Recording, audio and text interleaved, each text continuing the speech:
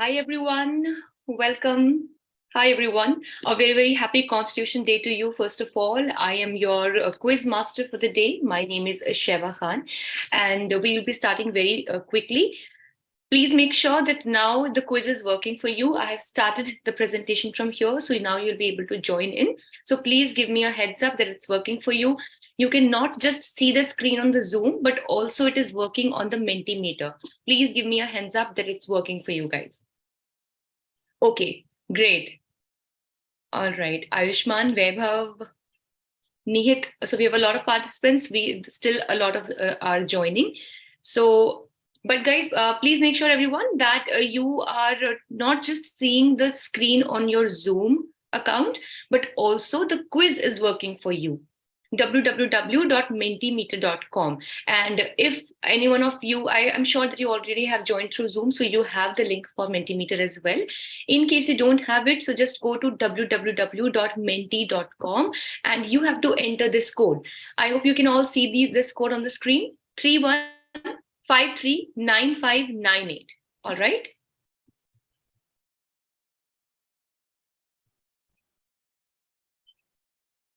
Okay.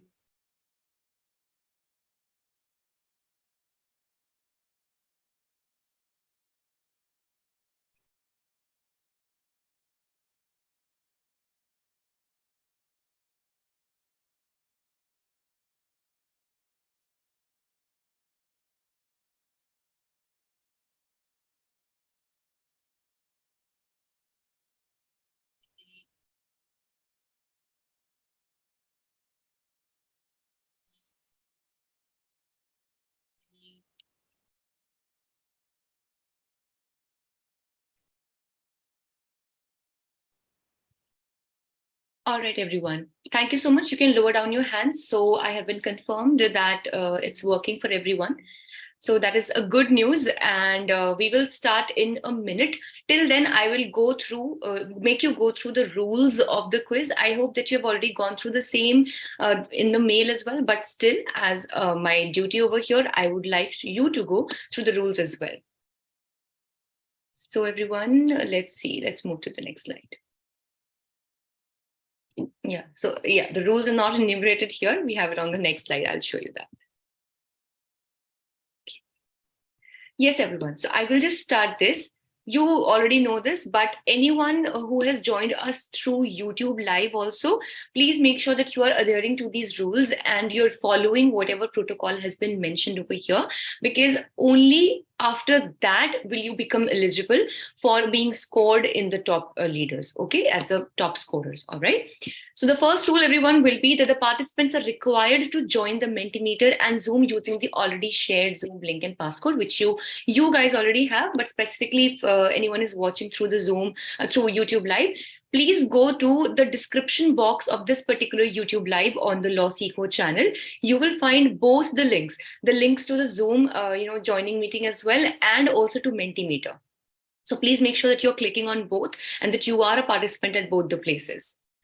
Secondly, any participant joining directly to YouTube, I've already conveyed, please make sure that you're there on Zoom as well, because there will be some times when you will be required to be on Zoom, and results would be curated only amongst the participants that have joined through Zoom. So please make sure that you are there, not just with YouTube Live, for those who are at YouTube Live, that you are there at Zoom also, and you, of course, are there at Mentimeter to participate and give your answers. Okay, so you already have these. Again, I'm repeating, for the ones through YouTube Live, you will find the joining links for Zoom as well as the Mentimeter in your description box of this particular video. So take your time, please open the description box and you will find the links over there. Okay, just give me one moment. Yes. Now, these are the particular rules of playing the quiz competition, everyone. Okay, so please pay a lot of attention while you're doing this. The participants are required to join with their respective names as filled in the registration form. I am sure when you clicked on the Mentimeter, there was an option that it asked you to enter your name. Now, this name will be the one that will flash on the leaderboard, which means that at the end, when I will have the winners, when I'll take out the list of the winners, so at that time, this name only will flash to the team. So please make sure that you're using the name exactly the same as that one you had used for filling the registration form. Please make sure, everyone, that any kind of fictitious or any kind of indecent name will be struck down immediately. So that person will be disqualified with immediate effect. So please, let's not play any jolly over here and make sure that we are all entering with our genuine names only. All right, whatever your official names are, because if you win this quiz, that particular name only will be given in your certificates also. So please make sure that you are entering with your real name. Next, there shall be 3 rounds in the quiz comprising of 15 multiple choice questions.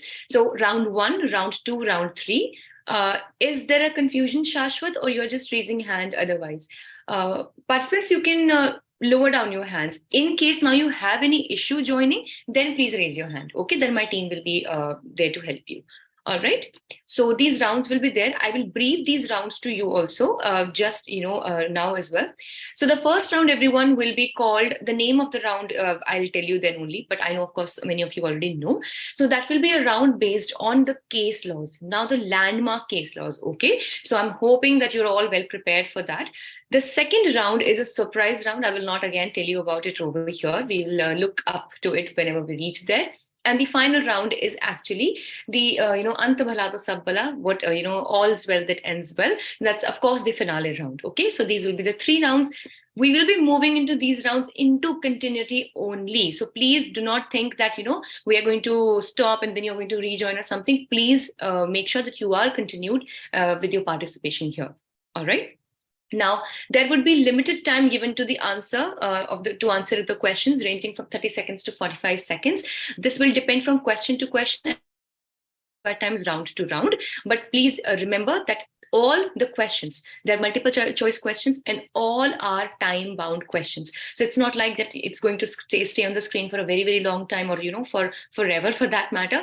You will have very limited time to read the question, as in I will read the question for you, but to attempt also you will get a very limited time period. So please make sure that you are quick to do that. Then each question shall carry equal marks, equal points, but there are 2 things that you need to remember here. There is no negative marking if you mark the answer wrong, but of course you will not be given any point for that matter. And secondly, since all the questions carry equal marks, but there is a chance for each one of you to get the brownie points, to get the extra points. And what you can do to get the extra points, you can try to answer as fast as possible. So according to the system, the software Mentimeter itself, it will allot you some extra points depending upon the time that you had taken. Okay, the time that you have taken to answer the question. So for example, 30 seconds you got to answer the question. You answered the question, let's say, in the first 10 seconds, and the other participant answered in the next 20 or 30 seconds. So the person who answered it in the first maybe 10 seconds or, before the other participants will get more points. Okay, now this will again depend as to how fast you answered it. But please, everyone, please make sure that you're not just, because of answering fast, or just to answer fast, you're marking your answer wrong. So that will be, that is uncalled for. So let's not do that. Only if you're sure of that answer, mark it quickly. Okay, otherwise take your time, think about it. Mode of language, I think you already must have understood till now, will be simple English. And if at all there is a very tough word, a jargon, I will try to translate it into Hindi as well for those who might have difficulty understanding that word. But otherwise, it will be more or less basic English communication here. Okay. So the leaderboard shall show the top 10 scorers after each round. So after round 1, we will see who are the 10 leading participants. After round 2, we will see who are now the 10 leading participants. And finally, of course, we will have the winners list, the top 10 that will be seen over here. Okay. Again, please make sure that all the rounds, round 1, 2, and 3 are in continuity, and the scores for that matter will be added till the last round. So there is no elimination system or anything. how well you perform in the first round can also help you score better in the final round, right? So it's not like that the marks of first round will not be calculated to take out the winners or something. They will be. All the marks will be added in the end, and the system, whatever is like the software, it will itself calculate them entirely, and then only we will have the winners after the final round. Okay, so do not lag any time, guys. Okay, please buckle up and make sure that you are paying attention and you are dedicated to each and every question, because there are tough questions also, but there are easy questions also, and you can really make up on them, right? So then, of course, we know that the winners would be declared at the end of the third round. All right. So these are the basic rules of the quiz that we are going to host now. Please, anyone, if there is any major confusion with the rules or with the joining or anything, please raise your hand. Others, please, lower down your hands. If there is any confusion, please raise your hand. You can put your query in the chat box. My team will be resolving them, or I will resolve them. Please, put your queries in the chat box. Okay. So once these queries are solved, please be quick, guys. Then we will begin the session. Yes, so please put your queries in the chat box, everyone. We'll be looking onto them.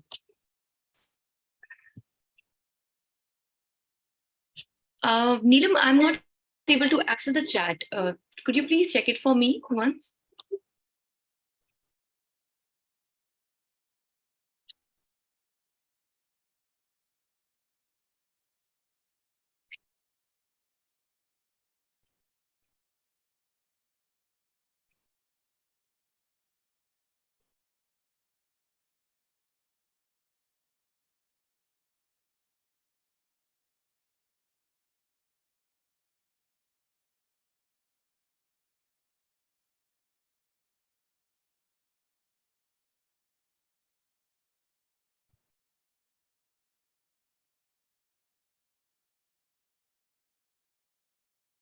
Okay.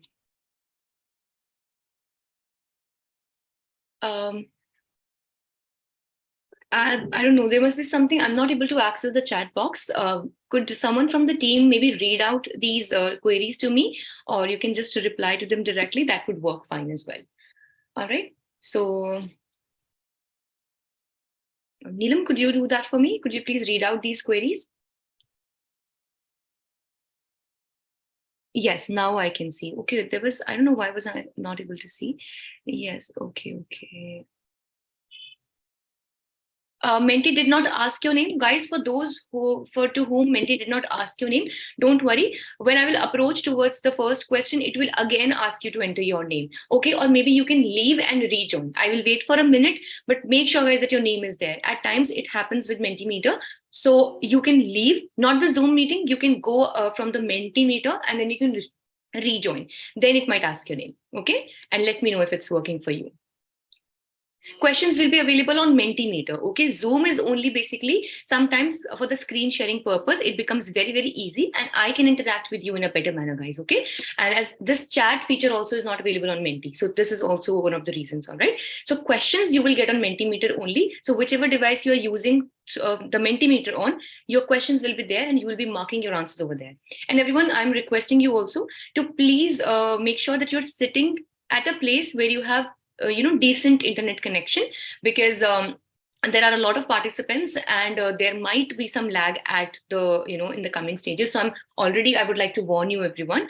So please make sure that you are there at a place in your home, office, or wherever you are right now, where you can get good connection. Okay, decent connection for that matter. Okay. Yes. So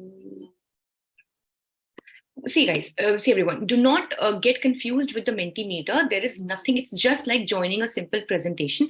Like normally I would have shared my screen and you could have answered in the chat box, right?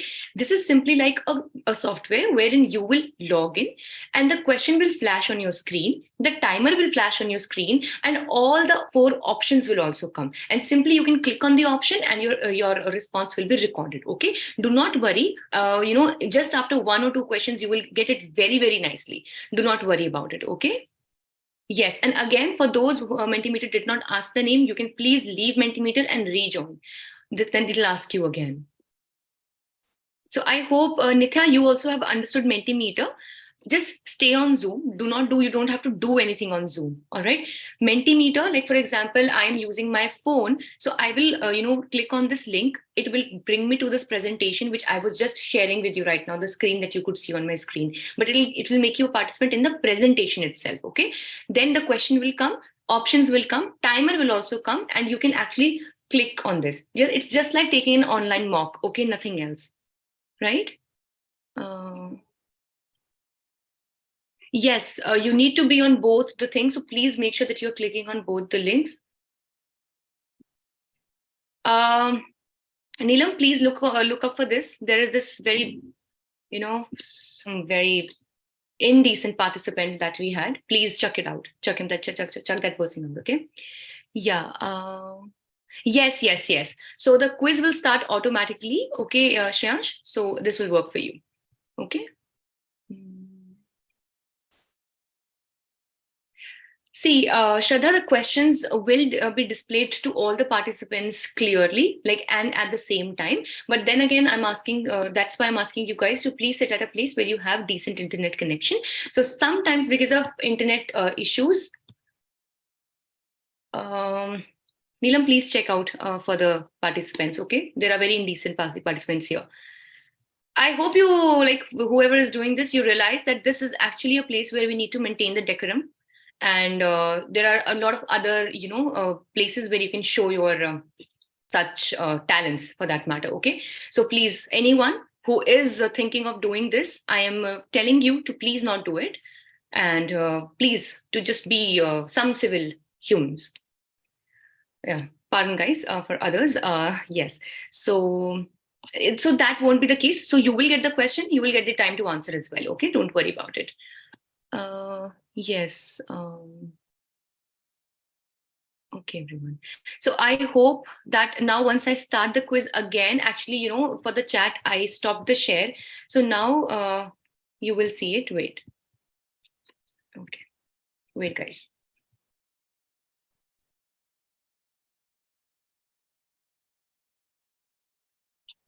Yes. So now everyone, I think you're all there. So I can see a lot of participants in Menti already. Now let me get to another slide and then you will get the option to join in. Okay, everyone. So this is the first round. Do not panic, everyone. Do not panic. You all will be there. I will wait. I will only start when I have you with me. Okay. So round one, everyone, is Takreer-e-Adalat. So Takreer, basically it means a judgment, a decision. So Takreer-e-Adalat would mean that this round is based on the judgments, the landmark judgments that were given by the judiciary in the country. Okay, so this will be the first round. Now here, everyone, for those who might not have gotten an option to add your name or maybe to join in, now it will be there. And how beautiful my screen looks right now. So please take your time now and see. Yes, I already have a lot of participants. Very good, guys. So I think all are on board with me. Good. And for those, please, who have raised your hands, please lower down your hands, everyone, actually, because the screen is buffering on my end and because of that. So please lower down your hands, okay? And I have 329 participants and 321 on Zoom and 321 on Mentimeter, which I think I have now all the participants because others would be me, my team, and all of us. So are we ready, everyone? All the best to all of you. I'm going to show you the first question of the day. And with this, I mark this quiz competition open for all of you. Ajay, do you have any query? If it is, please put it in the chat box. If not, please lower down your hand. Okay, so I am starting the quiz, everyone. All the best, and let's start the day. Okay, so to answer fast to get more points. In which landmark case did the Supreme Court say that the Muslim women also have the right to maintenance? Very easy question. Your options are Indira Sahni versus Union of India, Menka Gandhi versus Union of India, S.R. Bomai versus Union of India, or Muhammad Ahmed Khan versus Shah Banu Begum. Superbly easy name. Easy answer this is. Everyone, please do not answer incorrectly because of haste. Take your time and then answer. This is a very easy question. We have a mix of easy, tough, and medium range questions.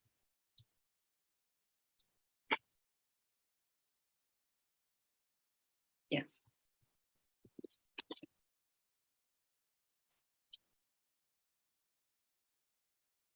Okay, let's see. Wow. So as you can see, the yellow bar, 290 participants have given the right answer, which is option D, Muhammad Ahmad Khan versus Shah Banu Begum. It's a very, very, very common, famous judgment, Shah Banu judgment, Shah Banu Begum, Shah Banu Begum. I hope you all had heard of it. But, and if to see percentage, 92% of you gave the right answer. So very good. A good start, everyone. Let's move to the next question.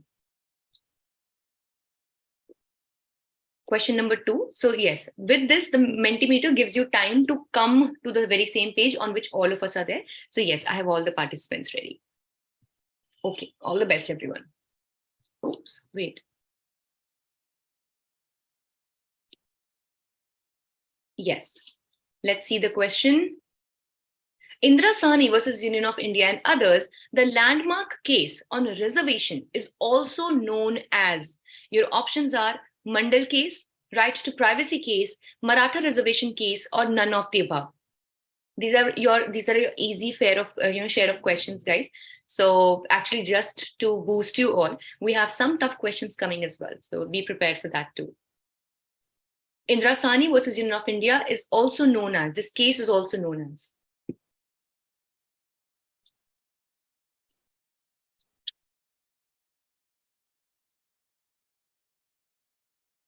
I'm hoping that a lot of you will give the right answer because it's a very, very, very famous and landmark judgment.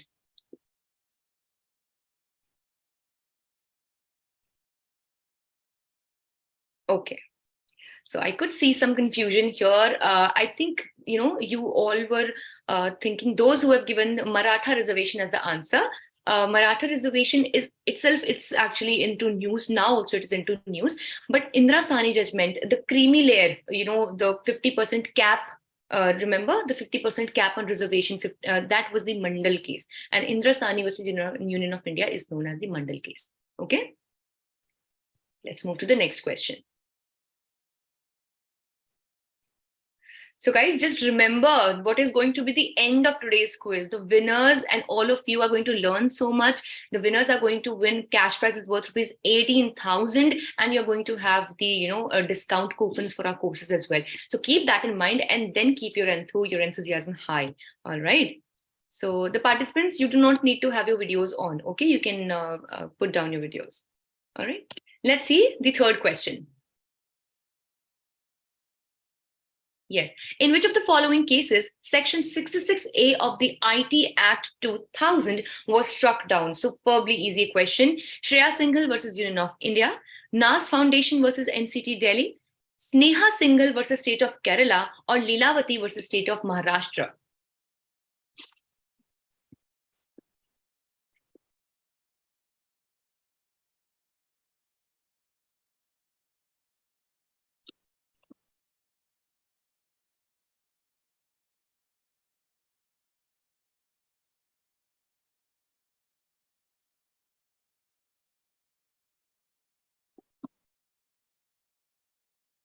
Section 66A जो IT act का है, वो कौन से case में struck down किया गया था, हटाया गया था?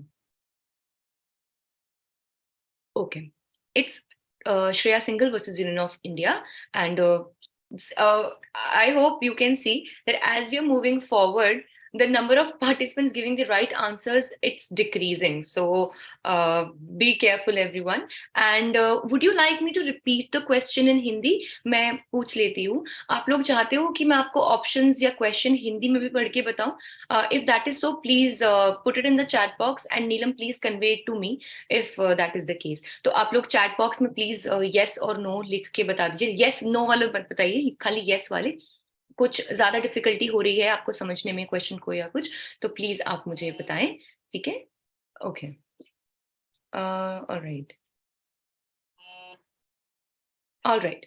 Okay, so in case guys, if there is something really very difficult, I will repeat it in Hindi. अगर कोई बहुत difficult word होगा या difficult jargon है, difficult चीज है, मैं उसको repeat कर दूंगी हिंदी में. Otherwise, I think I'm using very basic English, so I hope it is fine, and it was also enumerated in the rules, everyone. So I think that should not be a problem. Okay. Okay, let's see question number 4.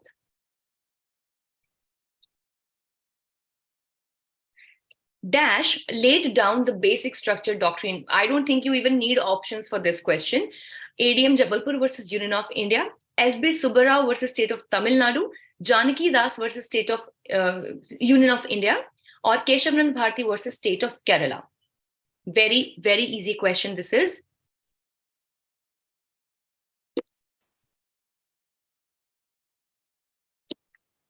I really am hoping that all of you give the right answer, guys. This is such an easy question and a very important one, rather. Recently, that person was also into news.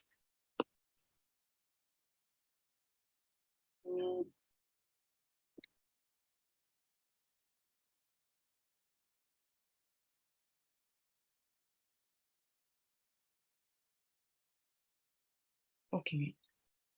Yes, so good. That's a good news. It's 95% of you, 316 participants have given the correct answer. And ADM Jabalpur, SB Subbarao, Janki Das, okay, a few of you have given that answer as well. It is everyone. Yes, it is the Kesavananda Bharati case that changed the scenario for Indian Constitution. Actually, it is the case that saved, it is said that it is the savior of Indian Constitution, that it said that yes, everything in the Constitution, including the fundamental rights also, can be amended, but the basic structure of the Constitution cannot be destroyed. Now, there are some, things that we have added in the basic structure. There are a lot of things, okay, so they should not be moved or they should not be destroyed. The essence of those things should not be destroyed, and if that is not happening, then yes, there can be amendment that can take place in the Constitution. This huge big judgment that came was in the case of Kesavananda Bharati versus State of Kerala. And why this case was into news again, this this personality, this person Kesavananda Bharati, recently he passed away. So again, the entire thing was into news, okay? And I hope you remember that this case is of the year 1973, okay? So this was a very, very important judgment. All right. If anyone from YouTube Live, if you are facing problem, please make sure that you are going to the description box of this particular video, and there are the links for both Zoom as well as Mentimeter. Okay. Yes, it is also, the message has also been pinned over there. So please make sure that you're clicking on it and you will automatically be able to join. Okay, please do that. Let's see the fifth question. In Navtej Singh Johar versus Union of India, the Supreme Court partially struck down dash of the IPC decriminalizing same-sex marriage, same-sex relations between consenting adults. So which section actually was struck down? Your options are Section 377, Section 370, Section 380, or Section 387. It was a much celebrated judgment and had come after years of demands.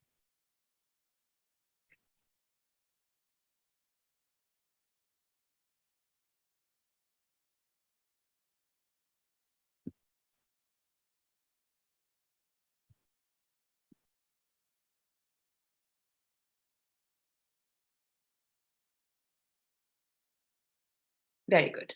Very good. I'm happy that a lot of you have given the right answer, 91% of you. Wow, guys, you really have prepared well, no? So it was Section 377 of the Indian Penal Code that was struck down. So this section earlier used to criminalize same-sex relations, but then ultimately through this judgment in Navtej Singh Johar, Section 377 was struck down, partially struck down though, but it made sure that the same-sex relations at least are decriminalized in the country. So this was a very, a big judgment. Okay, so everyone, now what is happening is that these questions are a bit lengthy. Okay, so due to that, what we have done is that we will be reading the questions without a timer first because they're very lengthy, and then the timer will start and you have to mark the correct option. So please read these very, very carefully. Remember the options for yourself and then mark them. Okay, so I will read this question for you.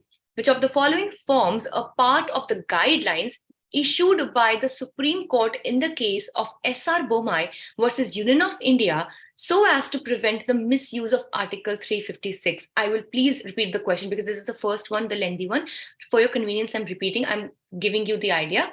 You have to identify that which of these was a part of the guidelines. The court issued the guidelines in the SR Bommai case, and it was actually for the purpose to prevent the misuse of Article 356.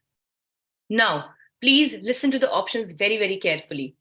Option A, first guideline, it is saying that option A is that the majority enjoyed by the Council of Ministers shall be tested on the floor of the House.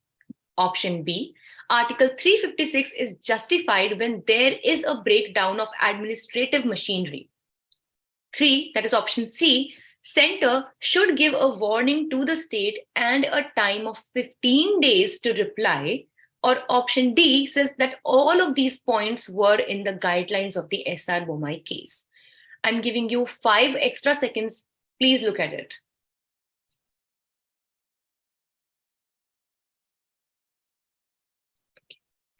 Let's move to the question now. Here now you will be seeing the question, okay? So I'm hoping everyone is there, yes. Please remember your options while marking. Select the correct answer. Which of these were a part of the guideline? They were A, B, C, or D. This is actually a question of your memory also, guys. So that is why we have put the questions in such a way. I will repeat, the question is asking that which was actually the part of the guideline.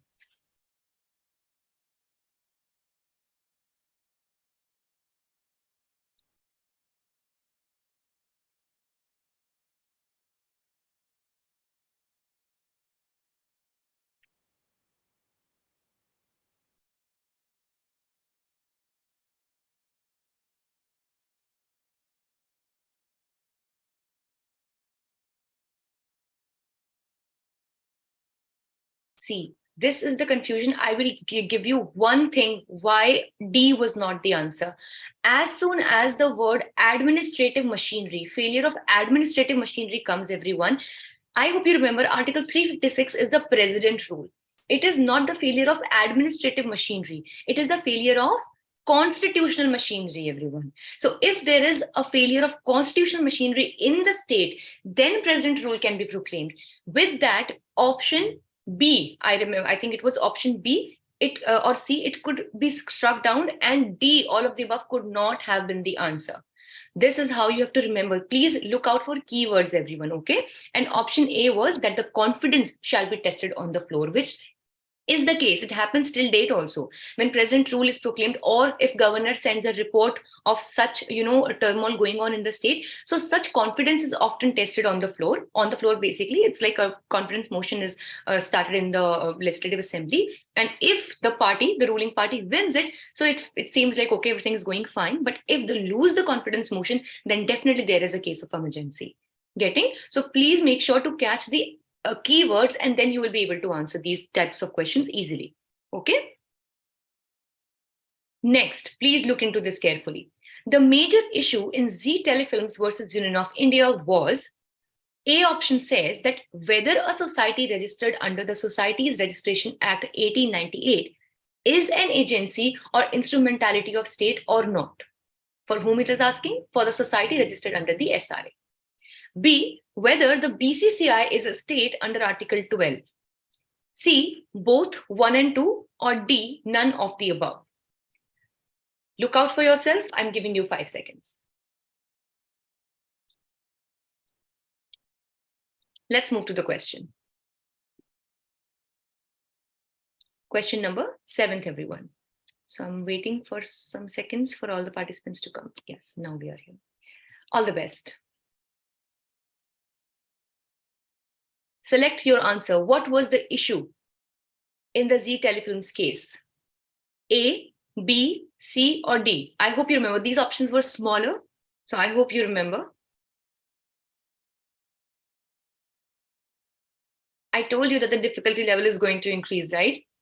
So, but yeah, we can all do it.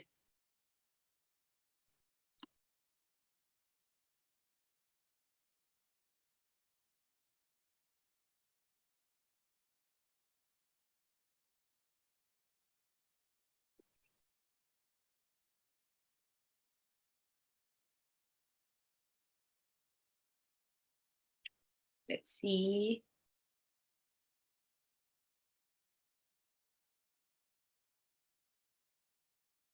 Okay, very good. It was option B, that whether BCCI is a state under Article 12 or not. So I would tell you that when the fundamental rights in Part 3 of the Constitution start, Article 12 is the one that opens Part 3. So Article 12 talks about the state.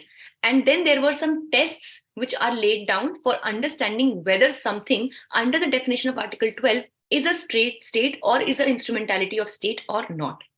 So in the Z Telefilms case, the major issue that was asked or that was questioned was whether BCCI is a state under the definition of Article 12 or not. Okay, so option B is the correct answer. Very good.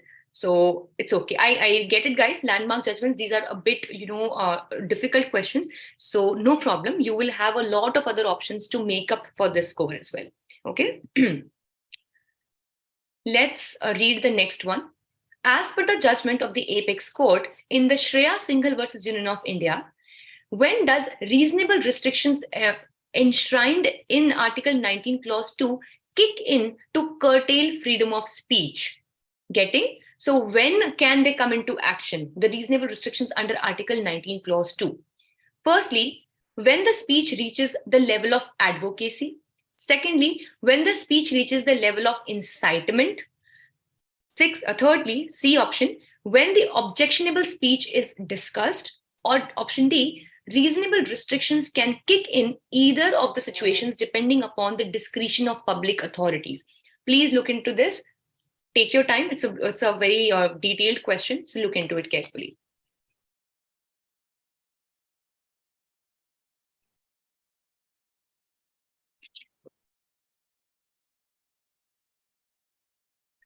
Let's look at the question.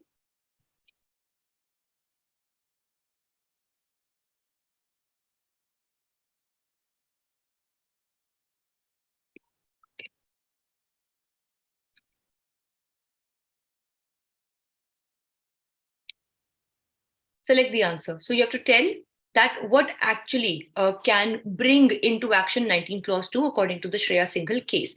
Your options are A, B, C, D. Now I hope you remember the options over here.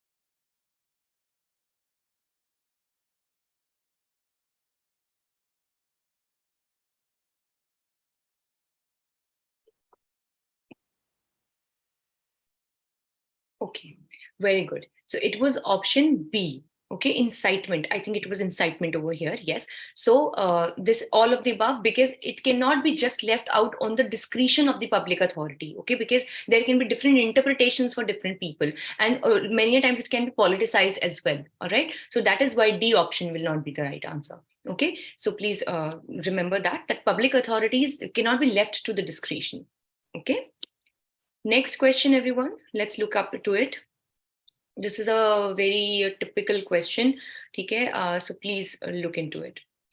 Consider the following statements in light of the Justice case Puttaswamy versus Union of India into this case. Okay, firstly, the claim of protection of privacy can be against state actors only as fundamental rights are enforced against them mainly. B, informational privacy is an aspect of right to privacy. C, the judgments given in the case of MP Sharma and Khadak Singh were completely overruled. And D, right to privacy forms an intrinsic part of right to life and liberty under Article 21. So look into this. Okay, please read. I will give you 10 seconds for this question. Read it carefully, everyone.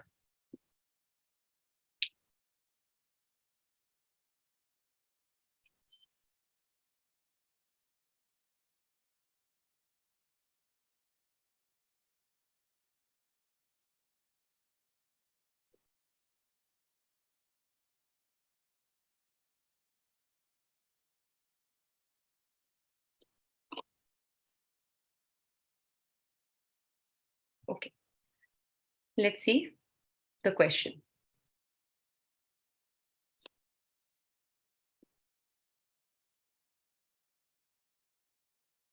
Select your answer, everyone, that what actually came through the Puttaswamy judgment. A, B, C, or D. I hope you options, now you just mark those options, or you could do that. Okay. This is actually a very difficult question, everyone, very difficult one. Even when the team was preparing, it was marked as an intense question. So there will be some questions like this in exam also, right? So do not worry. It's okay. We'll have a lot of other questions also in which you can very easily, you can score, okay?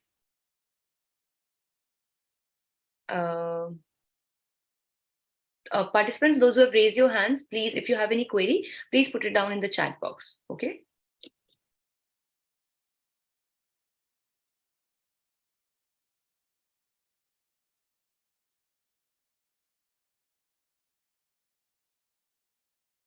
Okay. Yes, so option B. So what exactly was here? Let's go to the question once. This. B and D, that informational privacy is an aspect of right to privacy, that if you do not want to disclose an information, of course, there are, this is again not any hard and fast rule. Nothing is absolute. I hope you remember that no fundamental right is absolute in nature. And D, of course, that the right to privacy forms an intrinsic part of right to life and personal liberty under Article 21. So after the Puttaswamy judgment, when right to privacy was made as a fundamental right, it was actually added under the purview of Article 21 as a fundamental right. Okay. So let's see, this question done. Now this will be the last question of round one, everyone. So it's here. In which of the following cases was the concept of advanced directives recognized by the Apex Court with regard to terminally ill patients? Your options are Gyan Kaur versus State of Punjab, P. Rathinam versus Union of India, Aruna Shanbag versus Union of India, or Common Cause versus Union of India. Again, in which of the following cases was the concept of advance directives recognized by the Apex Court with regard to terminally ill patients? Gyan Kaur, P. Rathinam, Aruna Shanbag, or Common Cause? Let's see. Last question of round one. All the best, everyone. Oh, no, this will be okay. Abhi to we have 5 more. My bad, everyone. We have 5 more to go, but yes. Let's go. Let's see the correct. What's the answer? Choose your option. A, B, C, D. Remember, it's actually, guys, it's actually a bit of challenge to the memory also. So you just have to pick the right answer that you have to do.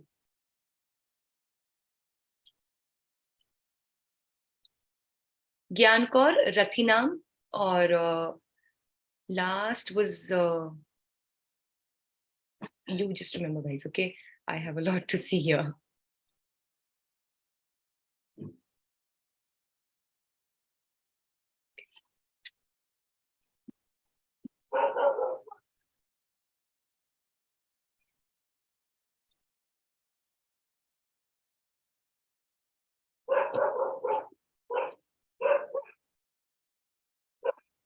Okay, let's see this, guys. It was Common Cause versus Union of India. Okay, option D.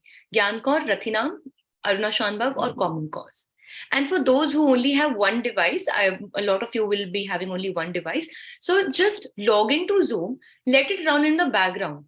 Okay, you don't have to look at the screen of the Zoom also. Just be a participant in Zoom and then also log in into Mentimeter and use the screen of Mentimeter only. So it's not going to cause any problem. Just you'll be able to hear through Zoom and participate through Mentimeter.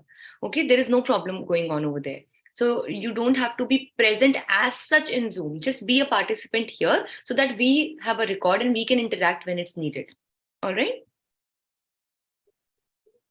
Next question, everyone. Which of the following judges gave the infamous dissent of in the ADM Jabalpur versus Shivkant Shukla case, which costed him the position of Chief Justice of India? So your options are Justice A.N. Ray, Justice Y.V. Chandrachud, Justice H.R. Khanna, or Justice M. Beg.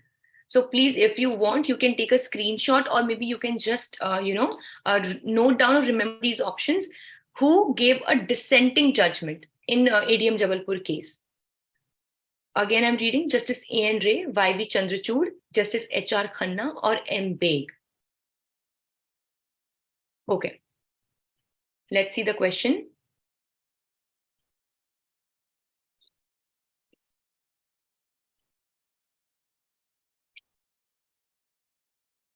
Let's see. So what was it? A.N. Ray, Y.V. Chandrachud. Okay. What else? So you have to mark carefully, okay? M. Beg or H.R. Khanna. H.R. Khanna, M. Beg.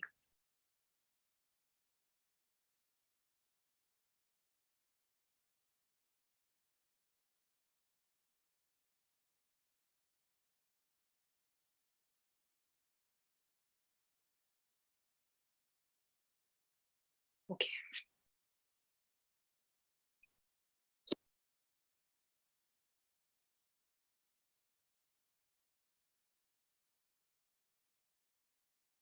Okay. Yes, everyone. It was Justice H.R. Khanna. Okay, just look at the question once again. Justice H.R. Khanna, he gave a dissenting judgment in the ADM Jabalpur case, and he had to actually pay it with the cost of his position of Chief Justice of India. Okay. All right. Let's see the next one.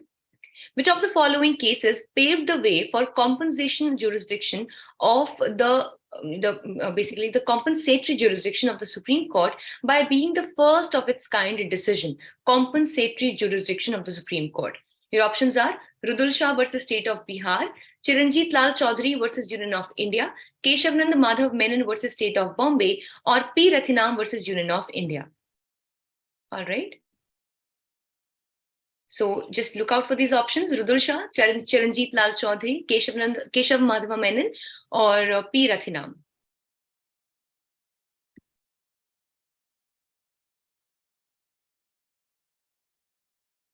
Okay, let's see the option. Let's attempt the answer.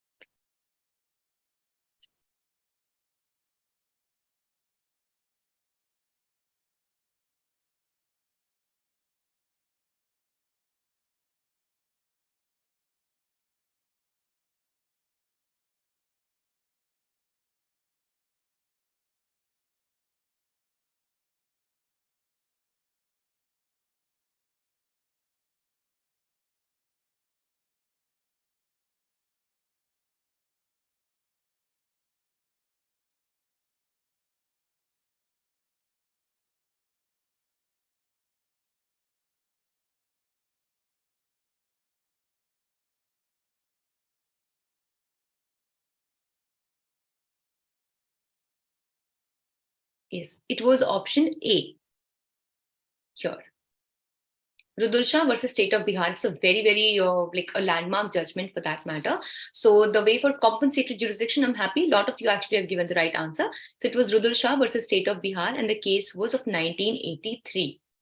Okay. So actually, like 45%, still half of you have given the right answer as compared to the previous ones. Okay. Let's see the next one. Which of the following is incorrectly matched in light of the expansion of right to life under Article 21? Your options are MC Mehta versus Union of India, right to clean environment; Shakti Vahini versus Union of India, right to choose your life partner; Olga Tellis versus Bombay Municipal Corporation, right to livelihood; or MH Hoscott versus State of Maharashtra, right to travel abroad. Just take your time and find out the answer here itself, and then you just have to mark in the next slide. Okay, which is incorrectly matched? MC Mehta, right to clean environment; Shakti Vahini, right to choose your life partner; Olga Tellis, right to livelihood; or MH Hoscott, right to travel abroad. Okay, everyone. So I'm actually giving you that same amount of time here that you would have gotten to answer. Okay, so that's why I think it's very fair now. So you just look out for your option and now just mark your answer over here. Okay, let's see the option. Let's get the options. and mark for yourself.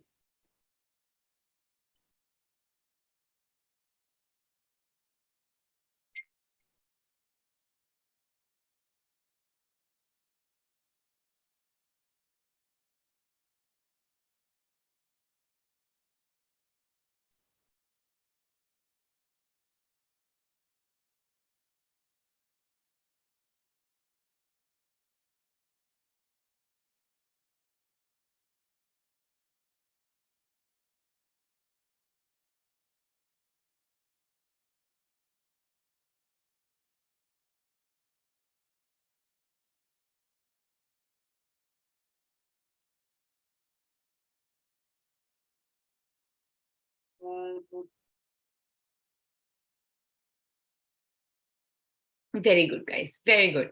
Yes. So it was M.H. Hoscott and right to travel abroad. All right. So these do not match. In fact, a touch of this was there in the Menka Gandhi case, where, the passport issue was there and right to travel abroad was also discussed then, but it was not the M.H. Hoscott case. Okay. So basically, I can actually give you one thing over here. Wait. Just give me a second, guys.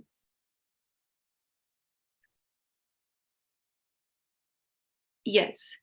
So,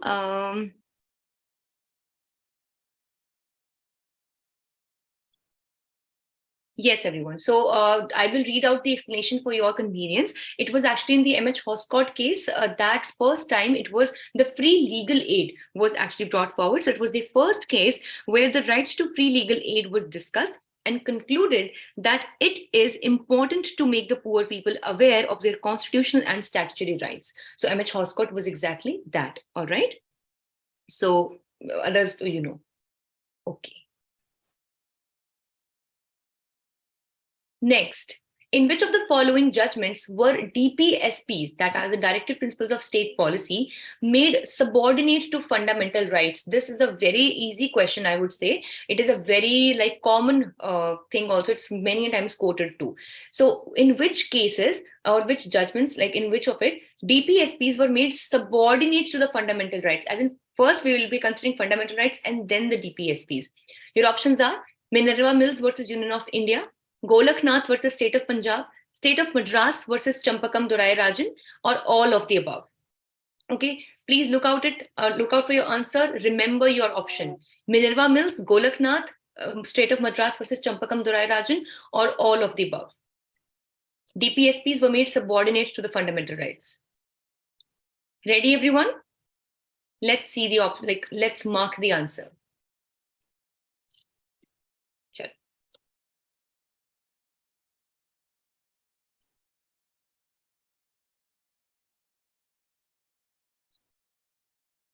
This is actually a good question.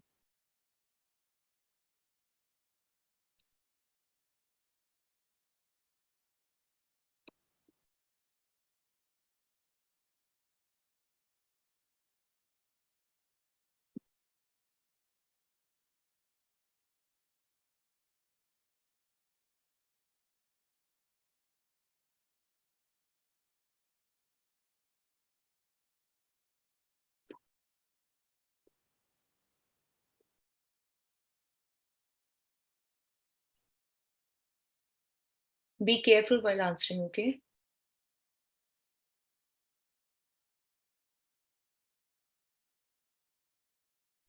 I'll tell you. Minerva Mills, it is explicitly there. We all know about it. But it was actually in all the cases. I will read out the explanation. Listen to it very carefully, everyone.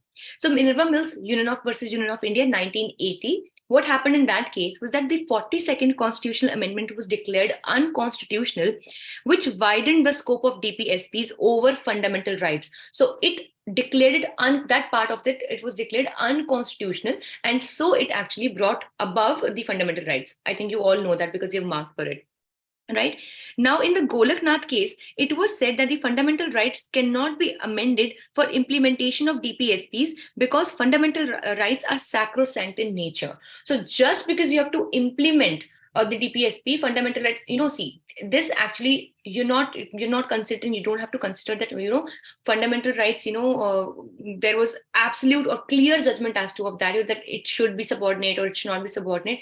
But we have to deduce from the judgment also, okay? So it said that they cannot be amended as they are sacrosanct, and they gave less importance to the DPSPs, okay? Then, in the state of Madras versus Champakam case, it was said that in the case of conflict, fundamental rights would prevail over the DPSPs. And so in all the three cases, in a way, DPSPs were given a position subordinate to that of the fundamental rights. Okay? So, good for those who have given the right answer. This will be the last question of this round, everyone. This is a careful one. I will give you some extra time in this. Arrange the following landmark judgments in the order of chronology. Now, or by order of chronology, I mean whichever case happened first, that will be arranged pehle, that will be arranged first, okay? And then case number 2 would have come after it, case number 3 after the 2 cases, and case number 4 after these 3 cases. So in the ascending order of chronology, you have to do it. Your options are Quixote Holohan versus Zachilu, Sajjan Singh versus State of Rajasthan, Shankari Prasad versus Union of India, or Golaknath versus State of Punjab. Look out for these options on your own. I'm giving you some extra time here. Look out and arrange right now. Which case happened first, and then uske baad, like that you have to see, okay?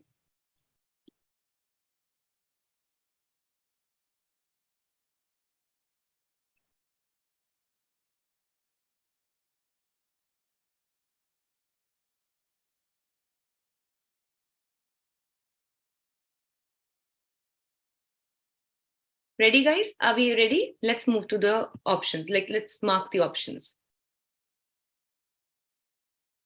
Okay, I hope that you marked your answer. You now know your answer. Okay.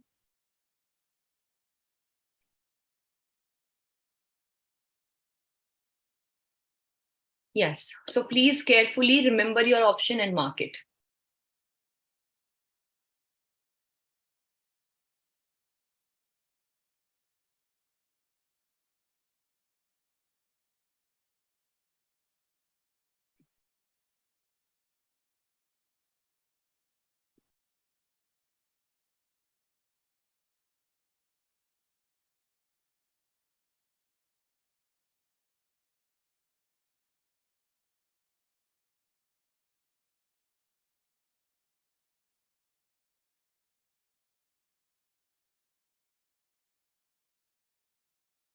Okay.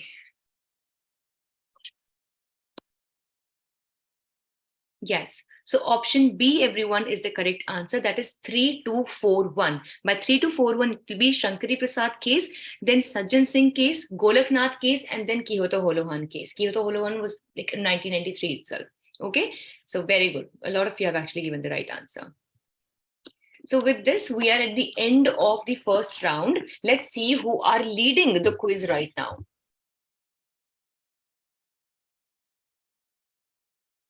Okay, so we have Prapti Bhattacharya, who is the fastest and is leading, but not very far. We have Gargi, then Ankit Ranjan, Prateek Karmarkar, Tarun Nautiyal, very good.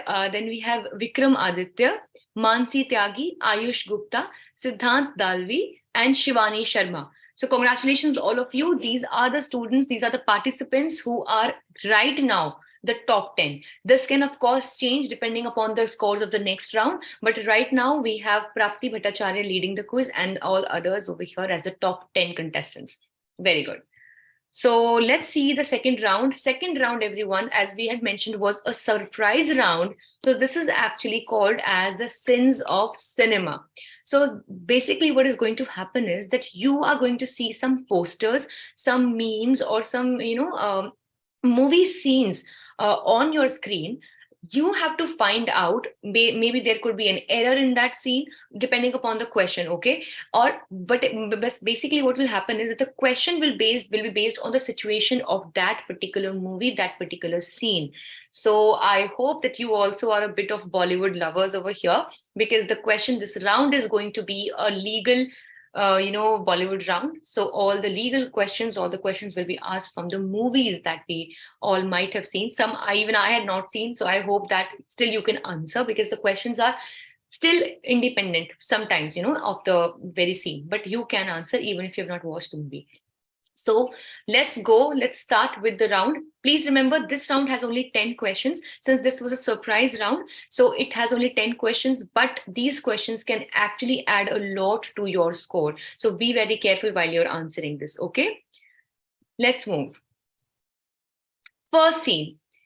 अगर आप मेरी दाढ़ी और Laden की दाढ़ी में फर्क नहीं कर पा रहे, तो भी मुझे हक है मेरी सुन्नत निभाने का, which means he's saying that if you are not able to differentiate between my beard and the beard of Osama bin Laden, even then I have the right to to do what my religion asks me, or what I think is a good deed according to my religion. That is the thing that he's conveying. So I have read out the exact dialogue. I have given you the English vocal subtitles of it. So this is actually a scene from a very, very nice movie, Mulk. I think a lot of you would have already seen this movie. Let's see what is the question from the scene. Okay, this will be the 16th question. All the best, everyone. Let's see the question.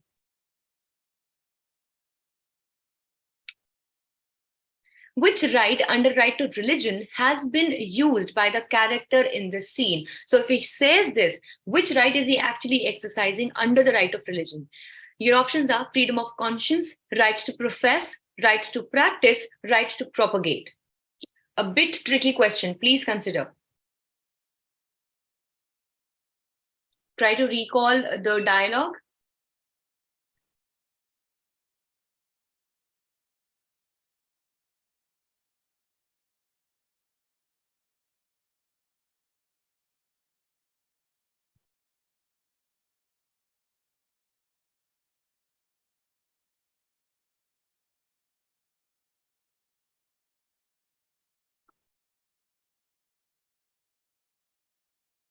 Wow, thank God. I was thinking that this will be like a very, I don't know how many of you will be able to understand this or not. Yes, everyone, very good. It is the right to practice the religion, okay? So right, freedom of conscience is basically that you even want to, follow a religion or not. So for example, if I say I'm an atheist, so I am actually practicing my freedom of conscience of not believing in God or not believing in religion, right? Right to profess, it would be when I speak clearly that I am of this religion, I am doing this for that matter, okay?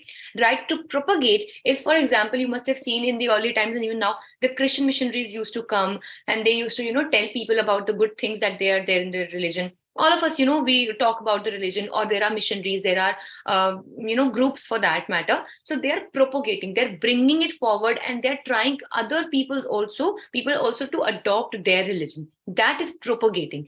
Right to practice is when you do things that are a part of your religion.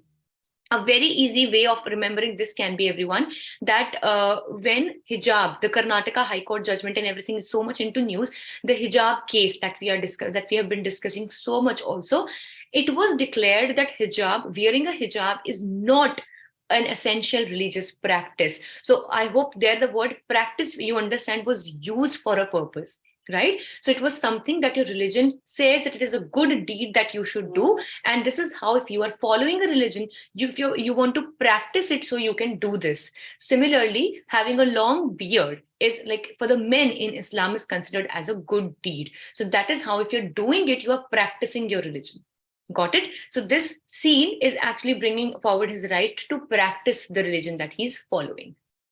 Okay? Next. Election है ये, ऐसी किसी को भी vote दे दो. So here Rajkumar Rao says that these are the elections, Indian elections, doesn't matter much, just cast your vote to anyone.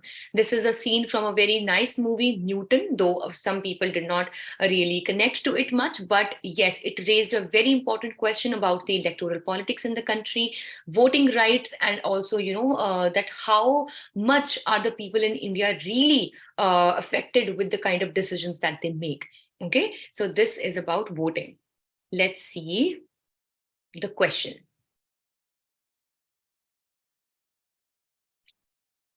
So I hope if you have watched this movie, so you can answer this. You should know this otherwise also, because I think all of us are already adults here. If not, but still, we must be close to adulthood. Right to vote in India is what kind of a right it is? Fundamental right, fundamental duty, directive principle, or constitutional right? Please be careful. Is it a fundamental right? Is it a fundamental duty? Is it a directive principle, or is it a constitutional right?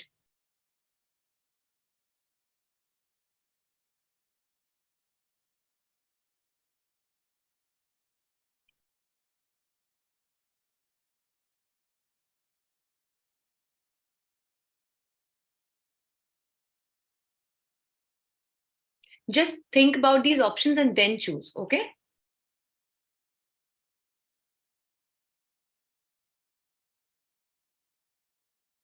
Very good, guys. Yes, it is not a fundamental right. Nowhere has it been mentioned. Just recall with me Article 12 state. Nowhere, right to vote has been talked about. Article 13 about the pre-existing and, the new laws, basically judicial review. Nowhere. Okay. Article 14, right to equality.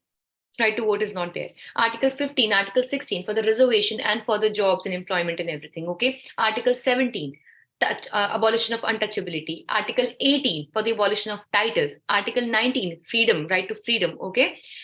Continue, even you can continue further also. Article 20, the ones that we have for the prisoners and the arrest for the rights. Okay. 21 right to life, 22 preventive detention and everything. I'm not going to tell further because we might have questions then. Okay.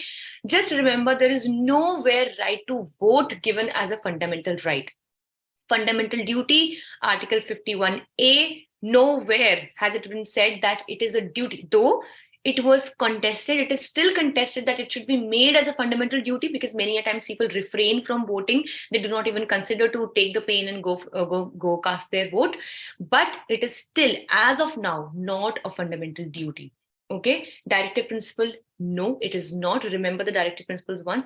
Constitutional right, and even at times you might see it is also taken as a legal right under the Representation of People Act. So remember that. Okay, so this was, I was expecting that there will be a huge confusion with fundamental rights. So please remember, right to vote is not a fundamental right and not even a fundamental duty for that matter. Okay, good for those who have given the answer correctly. Next scene. Oh, ye to, like everybody must have seen this. My childhood was, with this movie. So हमारा हिंदुस्तान जिंदाबाद था, जिंदाबाद है और जिंदाबाद रहेगा. Which means that here Sunny Deol is shouting and he's saying that my country or our country, India, was always like, it will live long, it has lived long, it will live long, and it has always done that. So he's actually speaking in favor of the country. Okay, so Zindabad is basically like a slogan for those who do not understand, that we say, no, that may long live the integrity, may long live the Constitution of India, may long live the democracy of India. That is basically the thing. Okay, so this is what he was saying. And thanks here, over here. So let's see the options.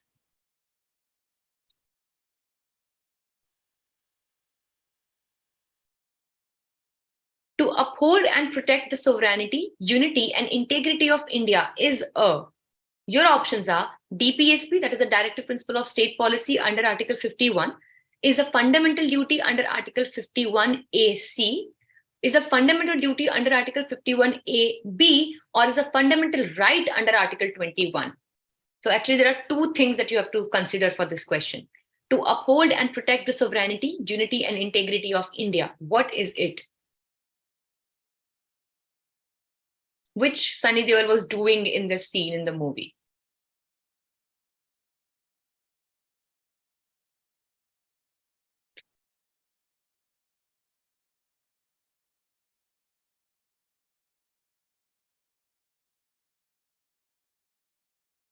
Very good.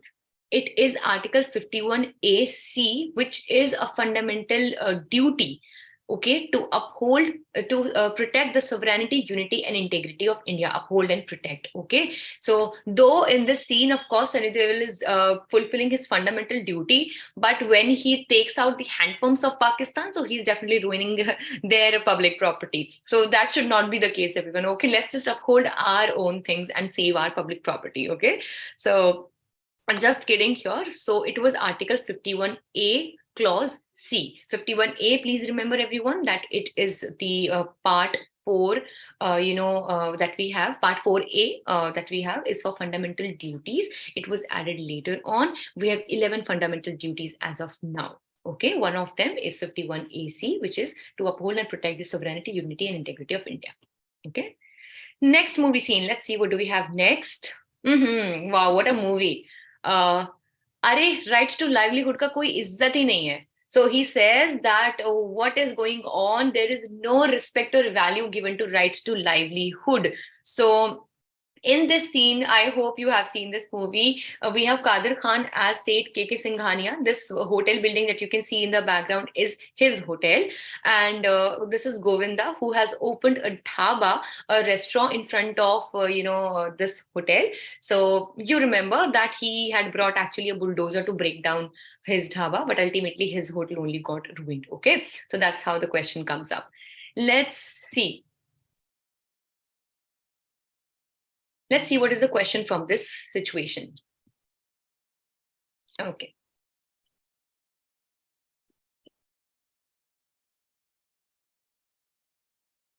Which landmark case law could have helped Govinda in this case?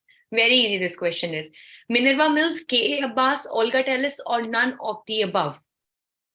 So if he were a lawyer, or if he were arguing legally, so which case could he have quoted?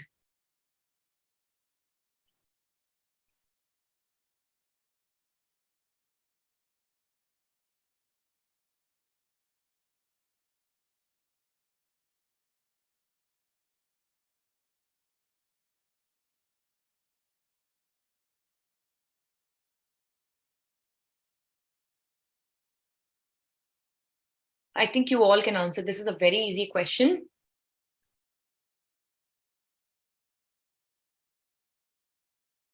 Very good, guys. Yes, it was the Olga Tellis versus Bombay Municipal Corporation case, rather a landmark case law when it comes to rights to livelihood. So ultimately, it was in this case wherein it was held that a right to livelihood also is a fundamental right enshrined under Article. I hope you guys know.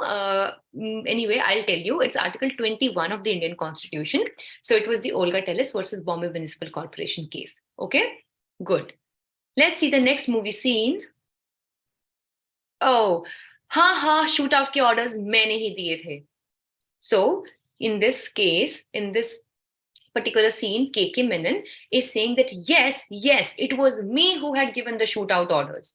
So he's actually kind of admitting in the court, and he is, speaking against himself. So let's see what is the question from the scene. All right, let's see question number 20, everyone.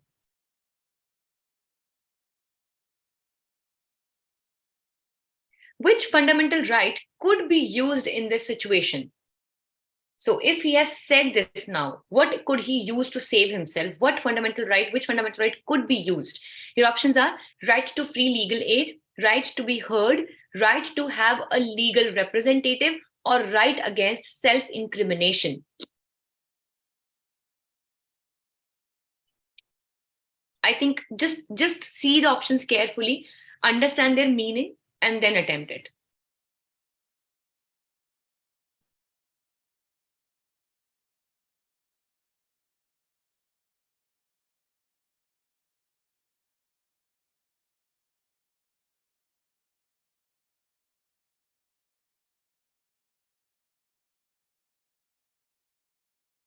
Very good, very good. It is right against self-incrimination, which itself is a fundamental right under Article 20, Clause 3 of the Indian Constitution. Okay, so right against self-incrimination, which means that nobody shall be forced to say anything that is against him, or that is, going to hamper his rights or hamper his life or whatever for that matter. Okay, so if somebody is forcing me to say something that is going to go against me, so I will have the right against self-incrimination. I will not incriminate myself. Okay, so I will have a right against it. Next. Okay, this is a scene from movie. Quickly, guys, can you tell me in the chat box which movie it's not mentioned? It's a new movie. Neelam, just let me know if they're answering correctly. This is not a quiz question, okay? Just asking to interact with you guys. Which movie scene is this? Can you identify the actress? This class 9F. This is a principal of a school called as Saint Notker's. Which movie could this be? Okay, we have received one answer, that is Hitchki, and another answer is Rani. Rani. Rani. Majority of them are answering it as Hitchki. Yes. So the actress is Rani Mukherjee. Very good, guys. So you are Bollywood lovers, I'm sure. And yes, the movie is Hitchki. Okay. So in this movie scene, if you remember, if you have watched it, so Rani Mukherjee, she is appointed as a teacher in this school, and the principal is giving her a visit. She says that she did not see 9F while she was a student in this school. And he says that it is actually because of a right that is called as right to education that, now we have 9F. So right to education, we all know there are a lot of movies, Hindi medium, and they all were made on right to education only. So this is the scene. Let's see what is the question from this particular scene, everyone. Question number 21, all the best. Let me just roll the question for you.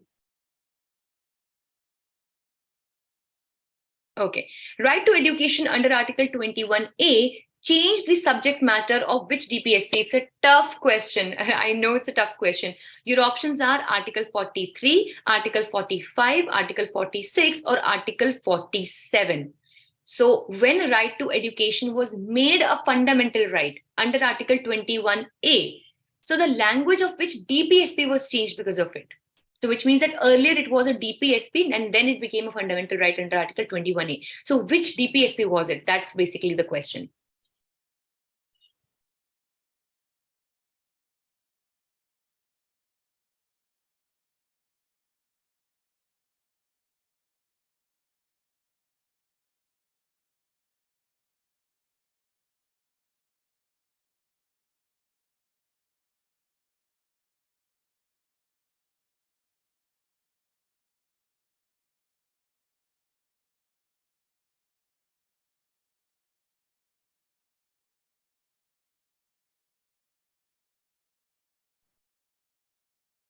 Yes, it was Article 45. I thought a lot of you will be confused, but very nice, guys. A lot of you have actually given the right answer. It was Article 45. So earlier, this goal, 6 to 14 years, to that it should be the duty to, like, later on it also became a fundamental duty, but that to give education to all the children in the age group of 6 to 14 years. It was earlier a directive principle because the government was not very well equipped to achieve it, right? So it was actually a directive principle under Article 45. But when after the 86th Constitutional Amendment Act of 2002, it was made a fundamental right under Article 21A. So the language of 45, Article 45, which was the DPSP, changed. And now 45 talks about the elementary education, that is education till the age of 6 years. Okay. So it changed the language of Article 45.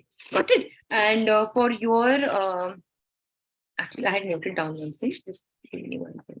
Yes. So when we talk about Article 43, it is actually the living wages, the right of the workers to get living and decent wages. Article 45, you all know. Article 46 is the promotion of educational and economic interest of the scheduled castes, scheduled tribes, and the weaker section of the society. And Article 47 is the duty of the state to raise the level of nutrition and standard of living amongst the people. Okay, so that is it. So Article 45 will be the correct answer here. Okay. Okay. Let's see the next movie scene. How many of you have watched this movie?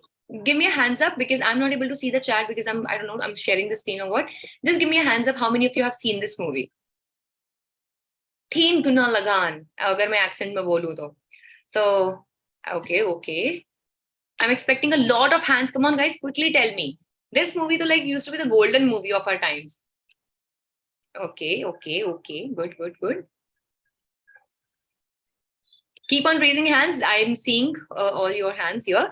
And the movie scene here is Kachra Bhi Khelega. Okay. So there was a reason, okay, why this was being said in the movie. While Amir Khan, and his name was, I can't recall his name. Mohan Madan, something, Bhuvan. Okay. Yes. So his name was Bhuvan. So he was actually collecting, he was bringing people all together for forming that cricket team for which he had challenged, that they will win the cricket team and then they will not, they will win the match and then they will not be paying Lagan and all. So while he was collecting, bringing people together, so he says, Kachra bhi khelega. So there was some reason behind it. Let's see the question and then we will discuss. Thank you, guys. You can lower down your hands now. Okay, please lower down your hands and I will start with the question. Okay, this is question number 22. Okay. Others also, please lower down your hands. All those. Nuri, Abhishek, Sakshi, Ayushman, Navya. Please lower down your hands, okay? Yes. Let's see the question. Which act gives power to right to abolition of untouchability? So actually, he wasn't untouchable at that time. So now, of course, untouchability is abolished. But which act gives power to it?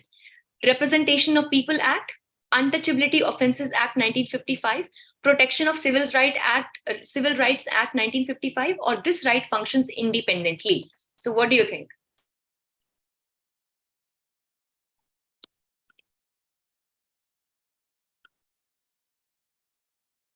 And please lower down your hands for those who have still not done it.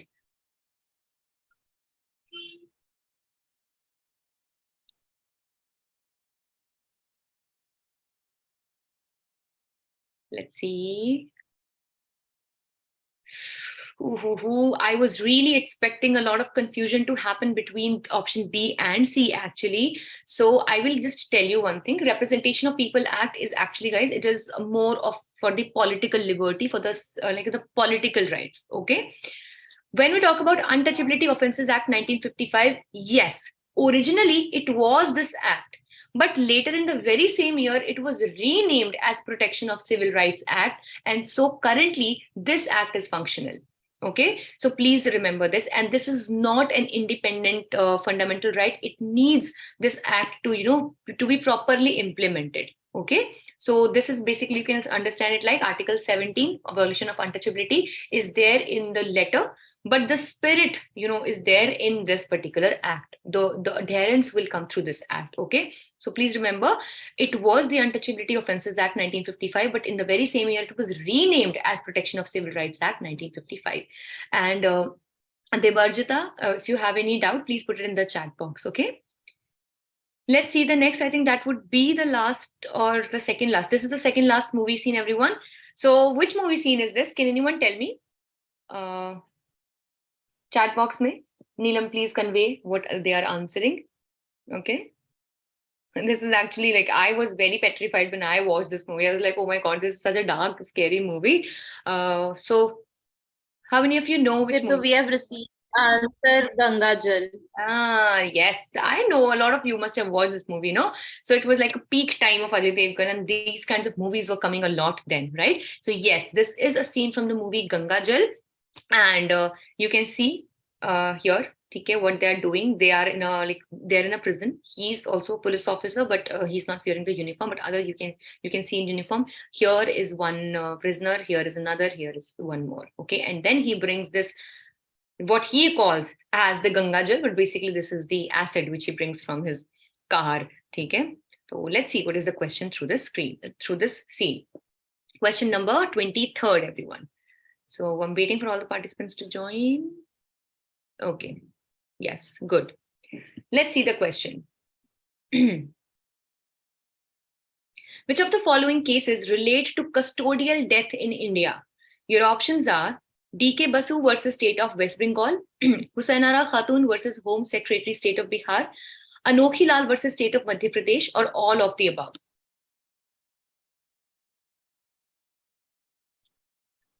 Take your time.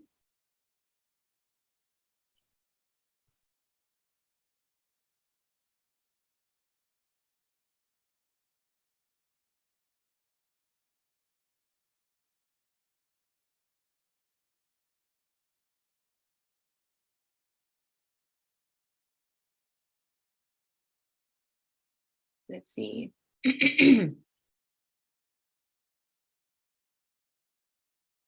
Very good, guys. It was the landmark case DK Basu versus State of West Bengal.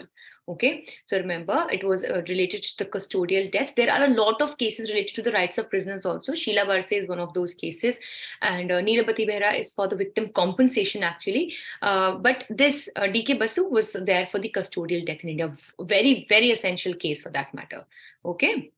So last question of this particular, oh, no, I think this will be now the second last. I'm sorry, guys, I'm missing out on numbers. So you can see this is a scene from a very nice movie, Tare Zameen Par.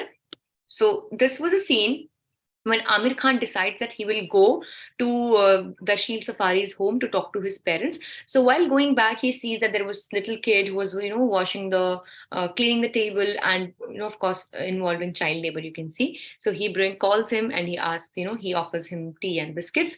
So this is the scene. Let's see. What is the question from this? Okay.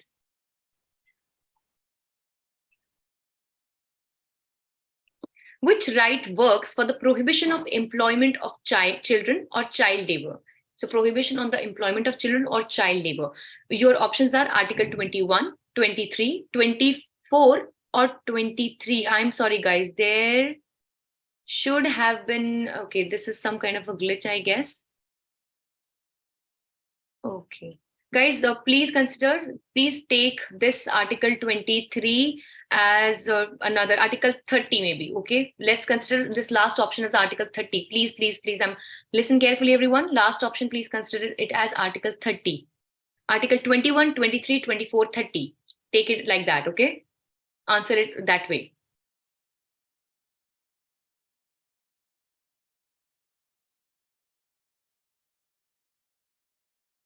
Okay, so anyway, the correct answer, thank God for that. I don't know, guys, there was some, maybe I think glitch in loading or something. This was supposed to be Article 30. Anyway, 23 or 30, none of them was the correct answer.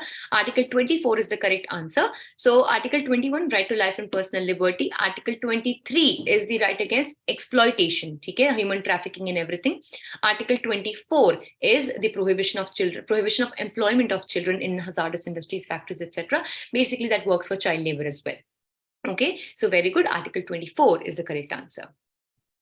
Next one, this is the last movie scene, and this is a very, I would say, a very memorable scene from the movie Shubh Mangal Zyada Saavdhan. And you can see that, this was actually a movie about the LGBTQI rights, and basically gay couples was this. The main agenda was to, normalize homosexuality in the country. Okay, so you can see. Last question, this is, guys, read the options very carefully, okay? Let's see the question and the options. So if they decide to marry, so what will happen? Like if they two, in the characters, they decide to marry, so what would happen? They can marry under Special Marriage Act. They can marry under Section 377. They cannot marry or even live in together. They cannot marry but can live in together. So what do you think can happen?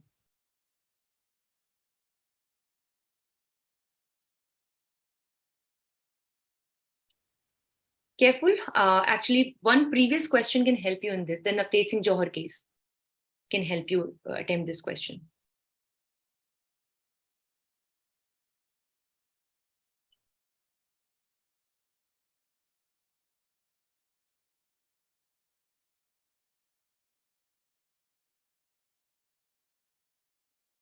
Very good. Guys, they cannot marry but can live in together. See, I'll tell you. They can marry under Special Marriage Act? No. Special Marriage Act is specially for the inter-religious marriages. So it is not to do with, especially it doesn't give any specific provision for such gay marriages, okay? Or such, basically homosexual marriages. then they can marry under Section 377. No, Section 377 actually just decriminalized the homosexuality in the country. Right? So it does not provide any right to marriage. Remember, when Navteej Singh Johar case was being discussed, Section 377 was partially struck down, which means that yes, homosexuality was decriminalized, but it does not provide for right to marry. Actually, it is a kind of an argument that when we are giving them the right to stay together, to fall in love, to be a couple and roam around socially, so why are we not giving them the right to marry? Then that is actually the completion of their entire right. No, so in India right now, marriage is not allowed. Same-sex marriages are not allowed, though yes, they're happening. Please do not consider the odds. Okay, they are happening, but they cannot be registered right now. Okay, so they cannot marry, but they can live in together. If they are consenting adults, they want to live together, they can live together. Okay, so please remember that they cannot marry, but they can live together. Okay. With this, everyone, we have moved to the leaderboard of round 2. Let's see who is maintaining the lead. I can definitely see some old names still going on. Okay, very good. So we have Prapti Bhattacharya still leading the quiz. Very nice, Prapti. But very, very close, we have Ankit Ranjan. Good. Then we have Gargi, Tarun Nautiyal, Kanak Bansal, Vartika Shalya. I think this is a new name now that has come up. Then we have Ajay Solanki, also I think a new name, Ayush Gupta, Surbhi Jindal, and Anurag Chaudhary. So these are the participants who are now leading the quiz competition. So with this, we'll move towards the final round. This will be the finale, everyone. Here is round 3, that is called as Ant Bhala to Sab Bhala, all's well that ends well. All right, everyone. So since we have had a long session, I think it's human enough that I give a 2 minutes break to all of you and to myself as well. So please do not leave the meeting. Just let it stay, let it be the way. But you can go for having water. You can use the loo if you want to. So we will all come back exactly in 2 minutes. What I'm going to do is that I'm going to, set a timer. Neelam, can we all set a timer, please? So actually, because I'm on a screen share, so I will not move the screen, but I am putting a stopwatch. 2 minutes, guys. You have to be back. We all have to be back in 2 minutes. Okay. So, and with this, 2 minutes have started, everyone. Okay. So please consider I am looking onto this. I am right here. Okay, but I'm giving you all a break of 2 minutes.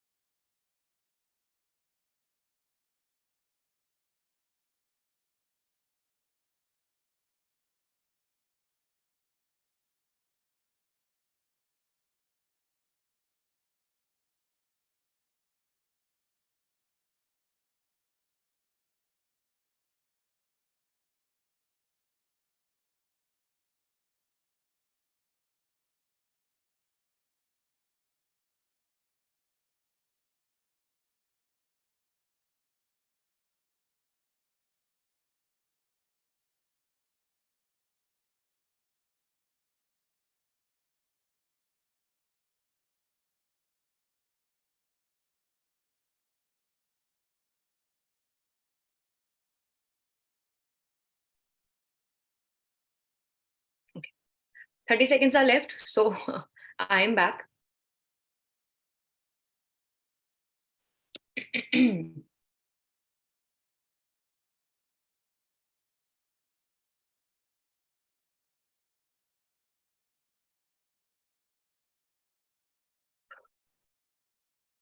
Yes, guys. 3, 2, 1. So the break time is up. It's ringing. So it's all right. So let's start.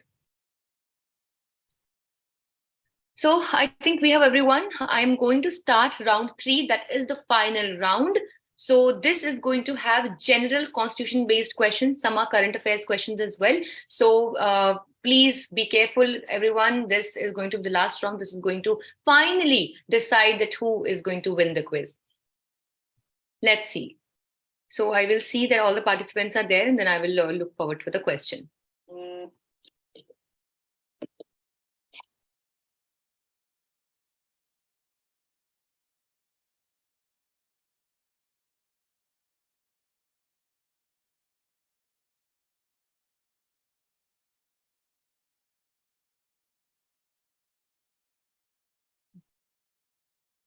Yes, so let's start with the quiz, the final round, everyone. All the best. I really, from the core of my heart, wish you all the good luck. And जितना भी दिमाग चला सकते हो ना, चला लेना इसमें, ठीक है? Use all the brains that you can, because this can make or break the case for you. Especially for those, everyone, who are like just in the verge of entering top 10 or just in the verge of entering top 50. Okay, this will decide everything. All the best, everyone. Let's have fun, and let's see the first question of the final round. Here is your question. Okay. How many laws under the 9th schedule are shielded from judicial review? Currently, how many laws are a part of the 9th schedule? Your options are 284, 285, 288, 298. Now, of course, this is the final round. This ought to be a little on the difficult side. So please consider how many laws are there currently in the 9th schedule.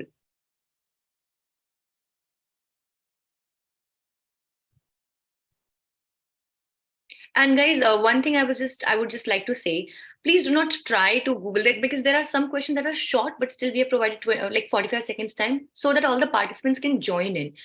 Do not try to Google the answers or something, okay? Because in exam, you can't really Google. Okay? So I think you understand this. Let's win this thing, or let's participate ethically. Now, let's be honest with our job. And yes, 284 is the correct answer. So 9th schedule, which was actually brought in to shield some laws from the purview of a judicial review. So this currently has 284 laws under its control, under its purview. Okay.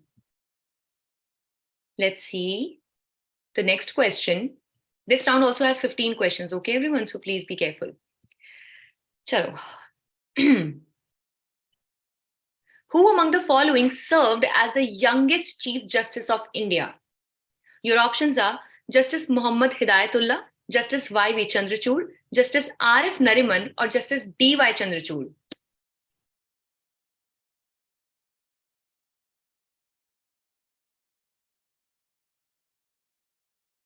Youngest Chief Justice. Ismet, if you Google also, then you will not get the right answer as easily, because our team also has researched a lot of documents. Then we could come on to this conclusion. Okay, so let's see.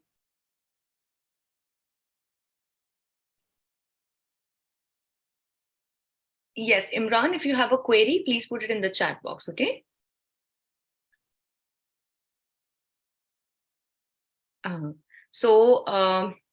Guys, actually, this is also the thing. Y.V. Chandrachud was also the longest serving Chief Justice. Okay. And if I'm not wrong, he served for a time period of more than 5 years or even more, if I can remember very clearly. I also remember the dates, the year, but abhi I cannot recall. I'm so sorry.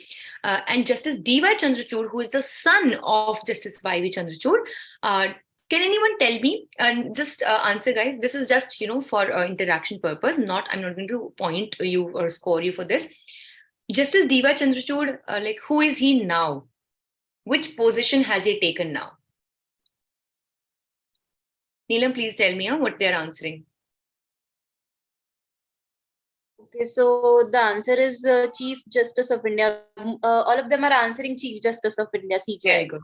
Since you're giving the right answer, can you also tell me which number of Chief Justice is Chief Justice of India is D.Y. Chandrachud? Yes, It's actually Yes, very good, guys. It's a historic number actually, right? Because he has marked upon the completion of a half century when it comes to the CGIs in India, and he is now the Chief Justice of India, the 50th Chief Justice of India, and has taken over UU Lalit, Uday Umesh Lalit, from the position. Good.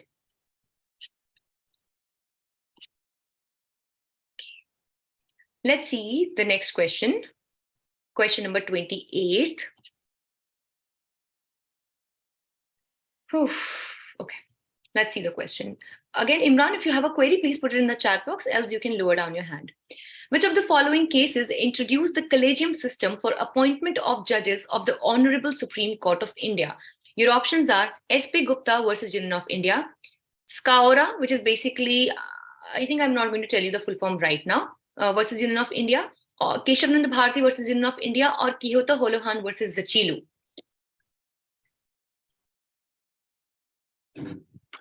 Which one was there that introduced the collegium system?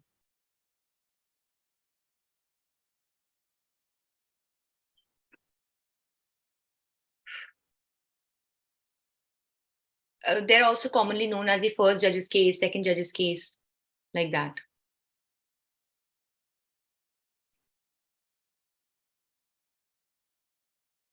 I was expecting much confusion between S.P. Gupta and the Skaura case. Skaura, basically, everyone, is the full form. The full form is Supreme Court Advocates on Record Association versus Union of India. So actually, the one that had brought the collegium system was this.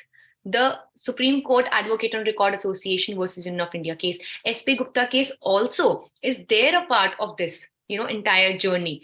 But the one that introduced the collegium system was this case. Then Kesavananda Bharati, it's guys, Kesavananda Bharati, no. Kesavananda Bharati, I've told you, the main thing that came forward was the basic structure doctrine. It has really got nothing to do with the appointment system of the judges in India. Okay. And Kihota Holohan versus Zachilu, this is a case of 1993, and this is related to anti-defection law. So remember this, okay? And the correct answer will be Supreme Court Advocates on Record Association versus Union of India that introduced the collegium system. Okay. Let's see the next one. We're moving closer to the final results. So let's see. Yes, I'm waiting for all the participants actually. Yeah. Let's see the question. Which Constitutional Amendment Act provided for the NJAC, that was the National Judicial Appointment Commission?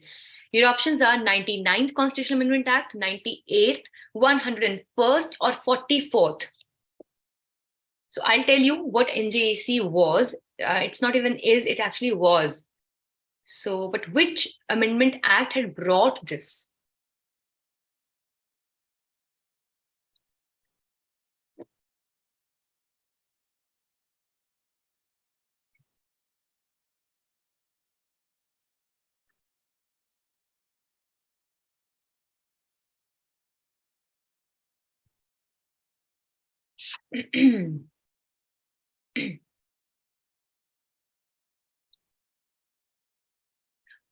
Wow. Yes, it was the 99th Constitutional Amendment Act, and the NJAC, you can see by the name itself, National Judicial Appointment Commission. What happened was that this 99th Constitutional Amendment Act said that we will surpass the collegium system that we were till now, like till this date, till this 99th Constitutional Amendment Act date, till then, which we were using. Now we will use the NJAC, which was the National Judicial Appointment Commission.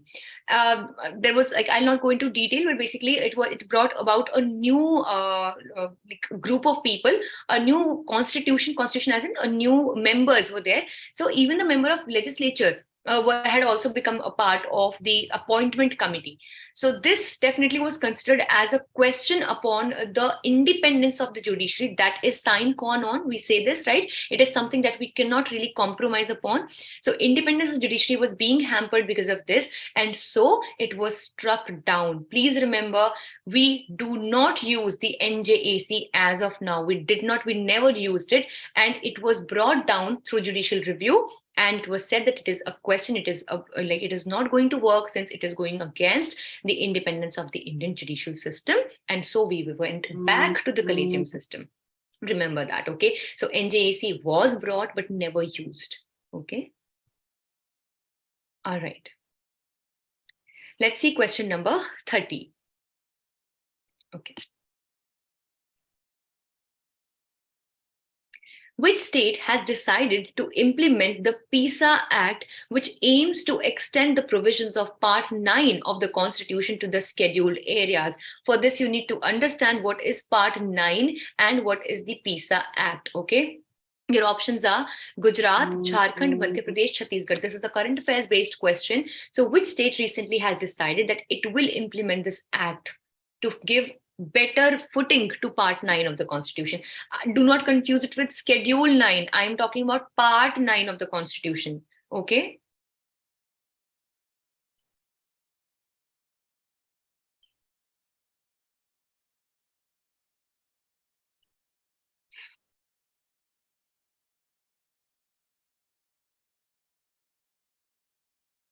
Wow. Yes, it is Madhya Pradesh.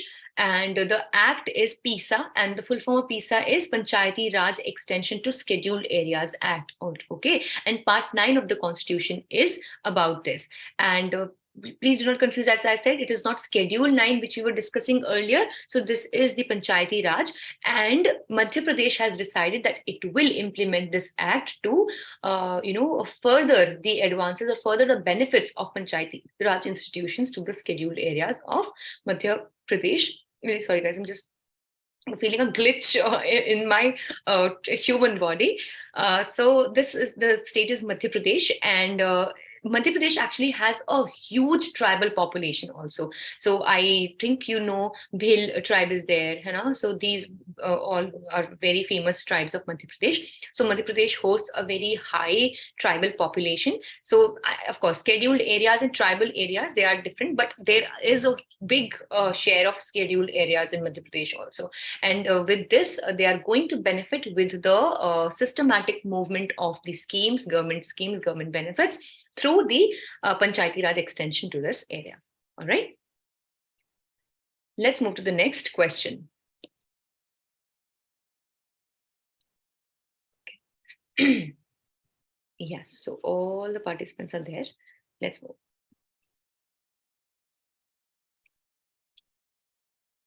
Okay. Who among the following has the right to an audience in all the courts of the country? Your options are Advocate General, Attorney General, Solicitor General, or Additional Solicitor General. Right to audience, which means that he can attend any court proceeding in the country.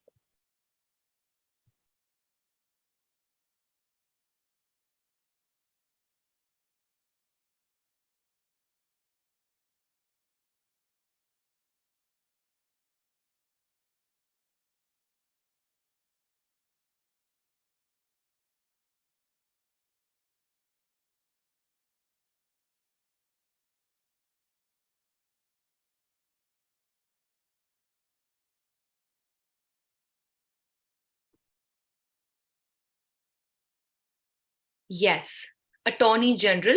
So Attorney General has the right to audience in all the courts of the country. Okay, so he can go and participate in any proceedings. He can listen to any proceedings. Of course, not everyone, not each one of us can do it, right? But this is his right, that he can go and attend any court proceeding. All right. So remember this. So not Additional Solicitor General, not Solicitor General, not even Advocate General, the Attorney General. All right. So let's see the next question. Who is the Attorney General right now, guys? Do you know? Please tell in the chat box. Recently only, actually, there was a change, so I'm asking. Yes, they have answered, Shiva, R. Venkataramani. Yes, so he's R. Venkataramani. Okay, so recently only he's been appointed, and he's right now the Attorney General of India. Good, guys, very good. Let's see question number 32. Who among the following is the chairman of the Interstate Council? Chief Minister, President, Home Minister, or Prime Minister? There are two options which I think you will be confused between. Let's see if you're answering it correctly. The chairman of the Interstate Council.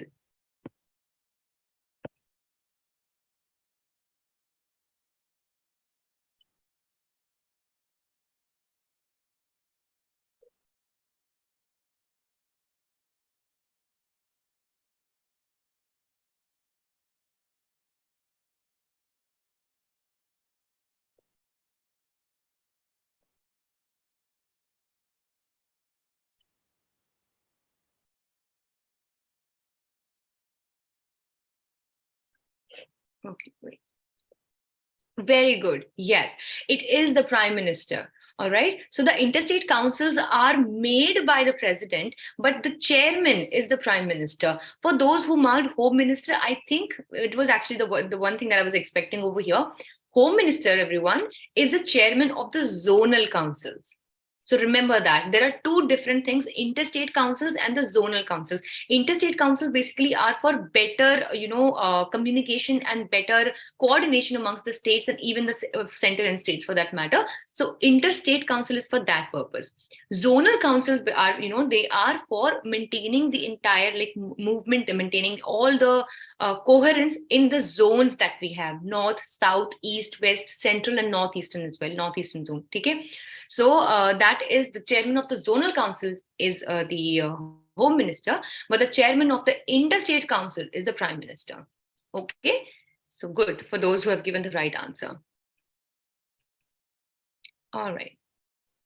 Okay, let us see the 33rd question. How many departmental standing committees are there in India? DSCs, departmental standing committees. 18, 22, 24, 25. If you have read the chapter Parliament, it is there, it is mentioned there. Okay, departmental standing committee is very, very important when it comes to the lawmaking process of India.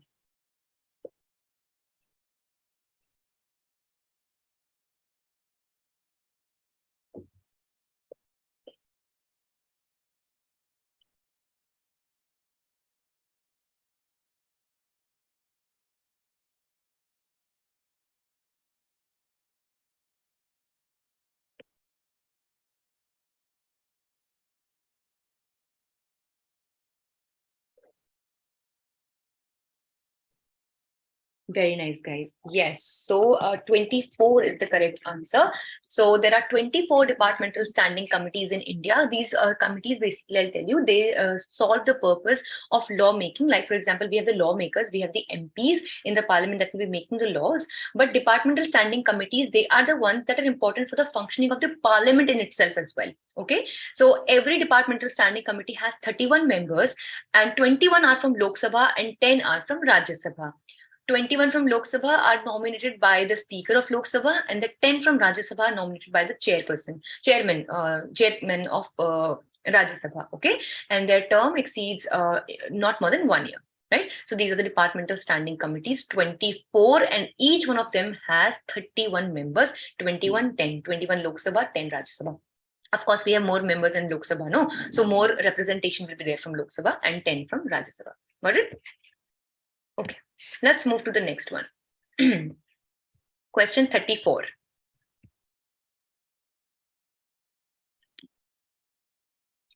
Under which category does the Election Commission of India fall? Your options are parliamentary body, judicial body, quasi-judicial body, or administrative body. So what kind of, an institution do we consider the Election Commission of India as? Parliamentary, judicial, quasi-judicial, or administrative?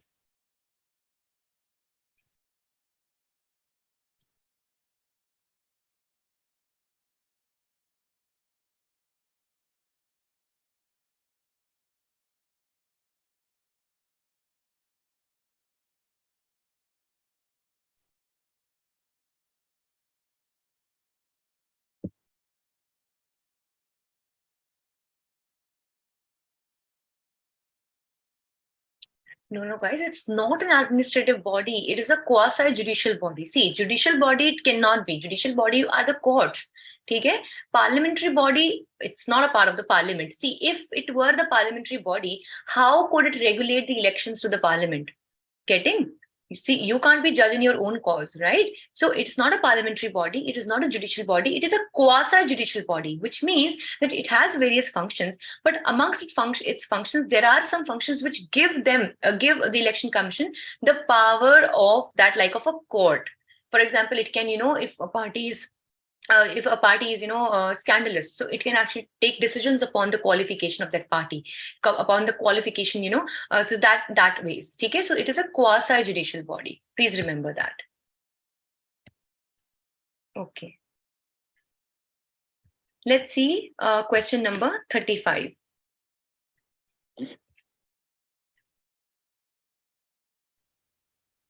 Which of the following is not an official language of India?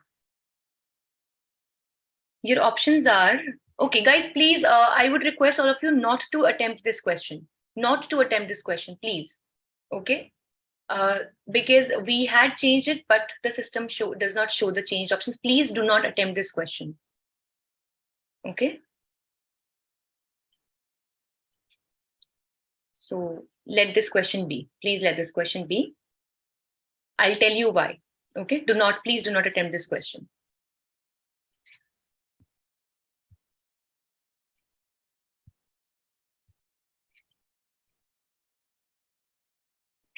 Okay. Sometimes we are working with technology. I'll tell you.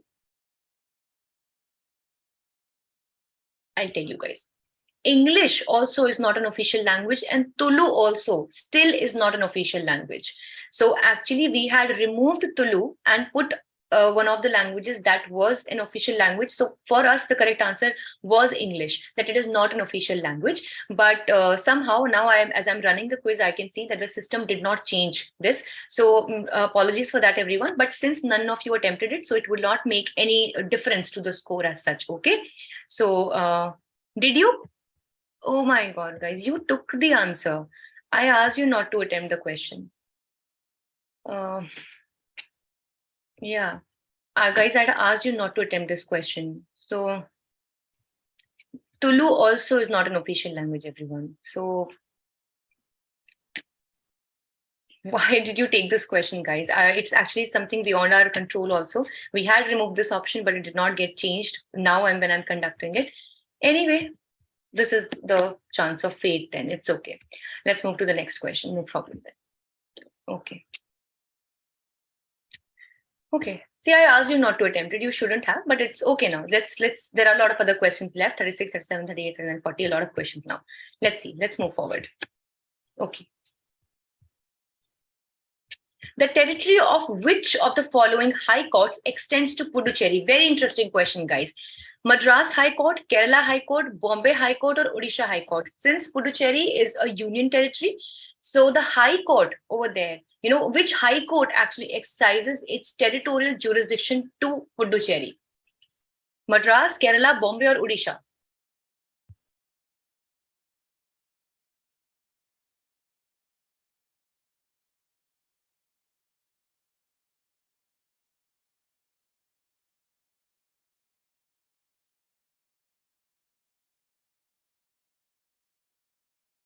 This is a good question, actually. And just look to the location. Yes. Okay, very good. It is Madras High Court. Okay, so since Puducherry it's a small union territory, it does not have its own High Court. So the territorial jurisdiction of Madras High Court extends to Puducherry. And similarly, I'll tell you, like we have Lakshadweep Islands, so Kerala High Court extends, its jurisdiction till Lakshadweep. Then we have Andaman and Nicobar. So there, the Kolkata High Court extends its jurisdiction. Okay, and whoever is raising hand, Sandhya. So please, if you have any doubt, please put it in the chat box, okay? Yes. Okay, now let's see the next question, question number 37.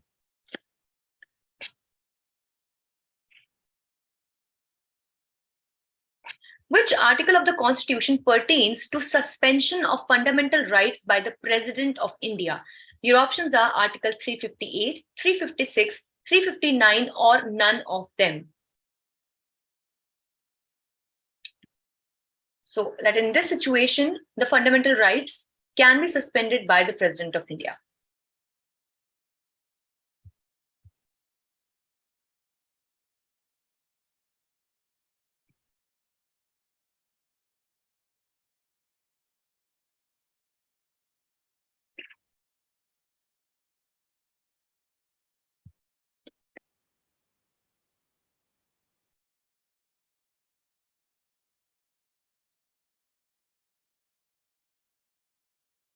Good. Yes, it is Article 359. So when under 356, the president rule is proclaimed, then it is under 359 that the president, under his order, can suspend the fundamental rights. Okay, but of course, not all fundamental rights can be suspended. I hope you remember Article 21 can never be suspended. Okay, even, whatever be the case. Right. So, but there are some which the president has the power to suspend, and it can be done under Article 359. Okay, good. Let's see question number 38.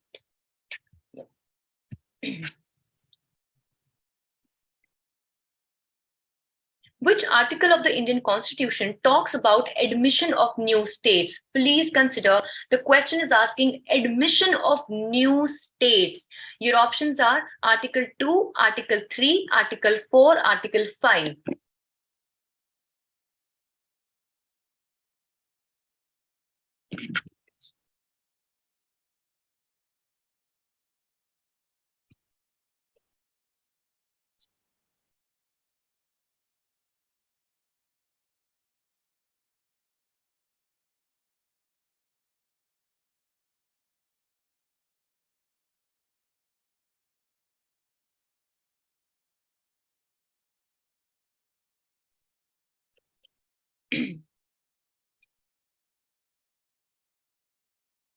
Good. Yes, there is almost always confusion between Article 2 and Article 3. But I'll tell you, when new word is used, new addition of new states, which means it will add physically also, it will add to the territory of India. I hope you understand. Like, for example, this is what we already have. Now, if this part from outside is also added, and physically, geographically also new territory will be added to the country, that will be done under Article 22. Okay. But when new states are formed, now what do I mean by new states are formed? Telangana was formed, right? Uttarakhand was divided, was broken from Uttar Pradesh, and a new state, Uttarakhand, was formed. But what did we do? There was this whole state earlier, we just put a boundary in the middle, and now we have a new state. Geographically, no addition was there, but technically a new state was added. So if only a new state in number is added, that is under Article 3. But if new territory or new state, even in geography, is added, that is under Article 2. Got it? So please remember, guys, just like that, what we do, 2 plus 2 is 4. So 2 plus 2, usually we say, do kya hota hai, do 5 nahi hota. We say it like that, right? This is how you can remember this. So 2 plus 2, yani ki something is actually added. So that is under Article 2. And if only for the name sake, new state is added, that will be under Article 3. Article 4, it simply says that any change that is made under Article 2 and Article 3, it will not be a constitutional amendment under Article 368. It will be done through a different process. And Article 5 is citizenship. It's not good. It has got nothing to do with the states as such. Okay, like as such, the territory and all. Right? Let's move further. Almost, we are about to conclude. This is the second last question. All the best, everyone. Let's see what is the question.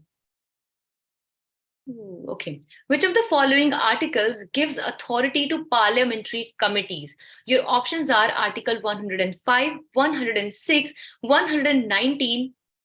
Let the option 4 be. See, this is, I don't know, this technology at times, So just consider option 3 options, guys. Just answer amongst them. You have the right answer anyway over there.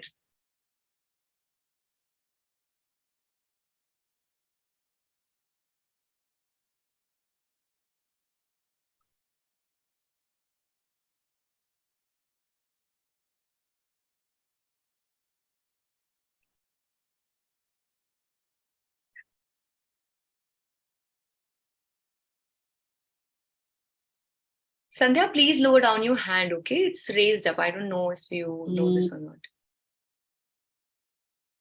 Yes, it's actually Article 105, the very same article which also talks about the parliamentary privileges of speech, right? We have parliamentary privileges to the members of parliament for speech. So that's in Article 105. And even for the parliamentary committees, that also comes through Article 105.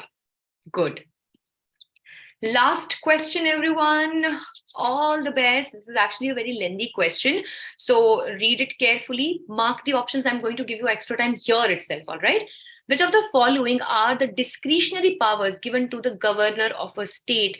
Again, I'm not going to speak, but look out for the keywords in the question also. Please, that is actually the key of answering this correctly. Which of the following are the discretionary powers given to the governor of a state? Your options are: firstly, sending a report to the President of India for imposing the president rule. Second, appointing the ministers. Thirdly, reserving certain bills passed by the state legislature for the consideration of the President of India. Or fourthly, making the rules to conduct the business of the state government. Go through the options carefully. Very, very easy question. Only is seeming lengthy, but if you have gotten the right word, then you know the answer for sure. So please remember your options. Then you will be answering in the next slide, okay? So take your time. I'm giving you 10 more seconds over here. Look out for your answer.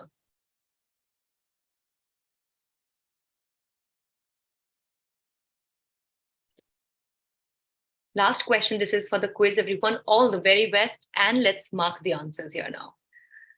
Oof. Okay. Okay, my heart is pounding. I don't know, even I'm not even participating. So yeah, okay, let's see. Mark your answers now. The discretionary powers of the governor of a state.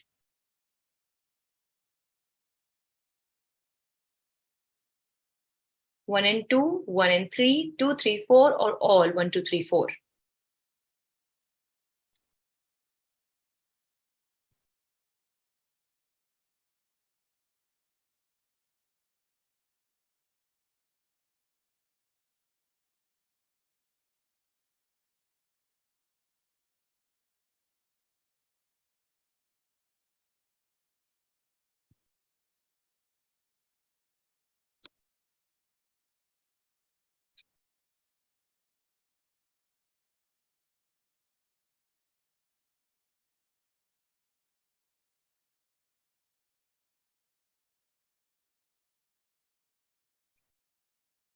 Wow, I am so damn proud of you guys. Really, it's 1 and 3. A lot of you have actually given the right answer, 1 and 3. Firstly, that it can send a report to the president. And third option was that he can reserve some bills for the consideration of the president of India. The other two things that we were talking about, that he has to appoint the ministers and he has to, frame the rules for the conduction of the business. They are his duties, his general duties. They're mentioned, but this is not, no, they're not discretionary that he can do, he cannot do. He does that. It's the protocol. But these two things, that to send the president a report that something is not going fine in the state, and secondly, if he thinks that a bill needs a special attention of the president, reserving that bill for his consideration, these are discretionary powers. He may exercise them, he may not exercise them. So 1 and 3 is the correct answer. Very good. So everyone, hold your hearts. Now I'm going to move towards the leaderboard, and we are going to have the top 10 and of course the top 3, the first, second, and third position. I can't even, use that thing all right, everyone, can you make the guesses, this and that, and I can even start from third, second, and first. You will have the answers on your screen itself, and we will have top 10, and later when the quiz is concluded, we will take out the top 50 scorers also. So everyone, with this, I would like to make you all go with me to the next slide wherein we'll see the winners. But yes, before we do that, one thing, guys, before you leave the session, it would be really, really great that you give us your feedback about this thing, because we are very, very happy at our end to, have so many participants and, celebrate this thing with something about knowledge sharing. So look at the winners, and of course before we are done with the day, so you please also give us your feedbacks in the chat box, and Neelam, I would request to please take the screenshots. All right, so here are the winners, everyone. Let's see who is the winner of the Constitutional Day Quiz Competition 2022. Okay, so I think poot ke pair palne mein dikh jate hain. This is a very old saying wherein we say, you understand from the very beginning how this thing is going to turn up. So Prapti Bhattacharya, congratulations to you. Prapti is the winner of the 2022 Constitutional Day Quiz Competition. Very, very nice, Prapti. So first position has been bagged by Prapti. Second is Ankit Ranjan. Congratulations to you, Ankit. And third is Gargi. Wow, guys, I am so proud of you all. And I would like to take the names of others as well. I think it's Kanu. I am sorry, the screen actually, because Prapti's name has come up, so it's not very clear to me. I think it's Kanu Bansal. Then we have Tarun Nautiyal. Very nice. Ayush Gupta, Ritik Mishra, Surbhi Jindal, Suraj Sharma, and Vartika Shalya. All of you, congratulations. And even to those who are in the next 40 list, I cannot see them right now. We need to actually download the results and then I will be able to see them. But congratulations to all of you. And one thing I would like to mention here is Tarun.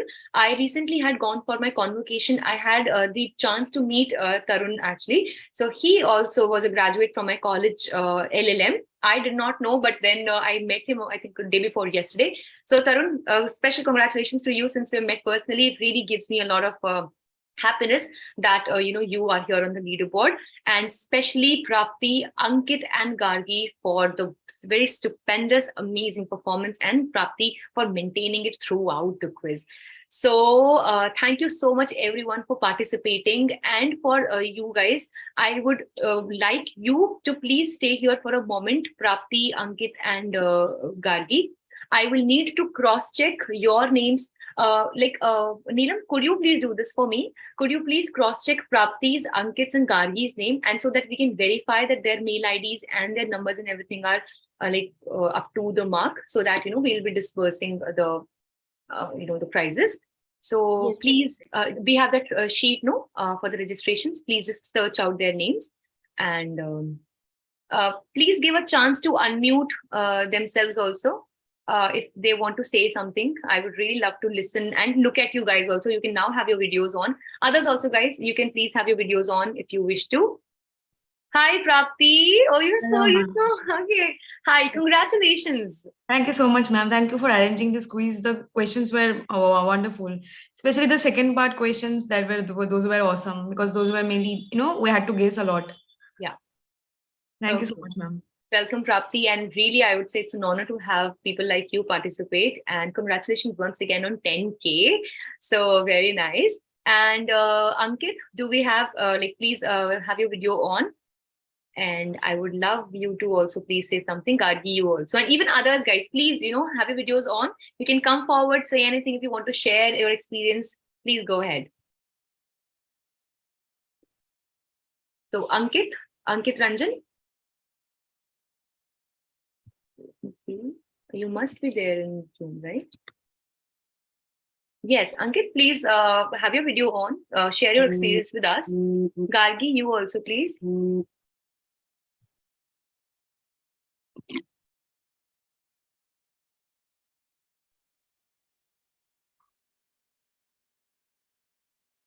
Hello. Yes. Yeah, ma'am. I literally came late at the night yesterday, so I literally woke up for this quiz today. I had plans to wake up late, but it was worth it, I feel. Exactly. I'm saying it has totally paid off. I can totally say that, right? So Yeah. that's very nice. Okay, great. Thank you so much, Gargi, and congratulations once again. Ankit, would you like to come forward and say something? Other participants also, please go forward, and if you want to share something. Yes. Anyone?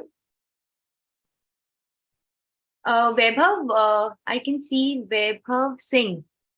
Vaibhav, are you from Law College, Dehradun? Yes, ma'am. I can see it in your background actually. So I can remember the building of my college. Oh, which year Yes, are you ma'am. in? Ma'am, in 4th year. 4th year. Okay. So I must have been there when you were there in the college, no? I think so, ma'am. Yeah. So I think it's a long gap actually. Yeah.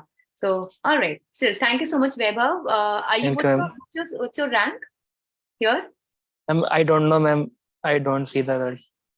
You don't see the results? No, ma'am. Areva. So actually he is, on to the words of Krishna ji, karm karte jao, phal ki chinta mat karo, side. Nice. That's a very good way of living, Vaibhav. Nice. Okay. Thank you, ma'am. So all the three, Prapti, Ankit, and Gargi, we have your mail IDs. So we will be contacting you. We have your numbers also. So others also, please, guys, you would be seeing your score, like your position in the Mentimeter. All those who are there in top 50, please make sure that you have given your right numbers to us. In case anyone has not, please come onto the chat box right now and give us your details. Okay.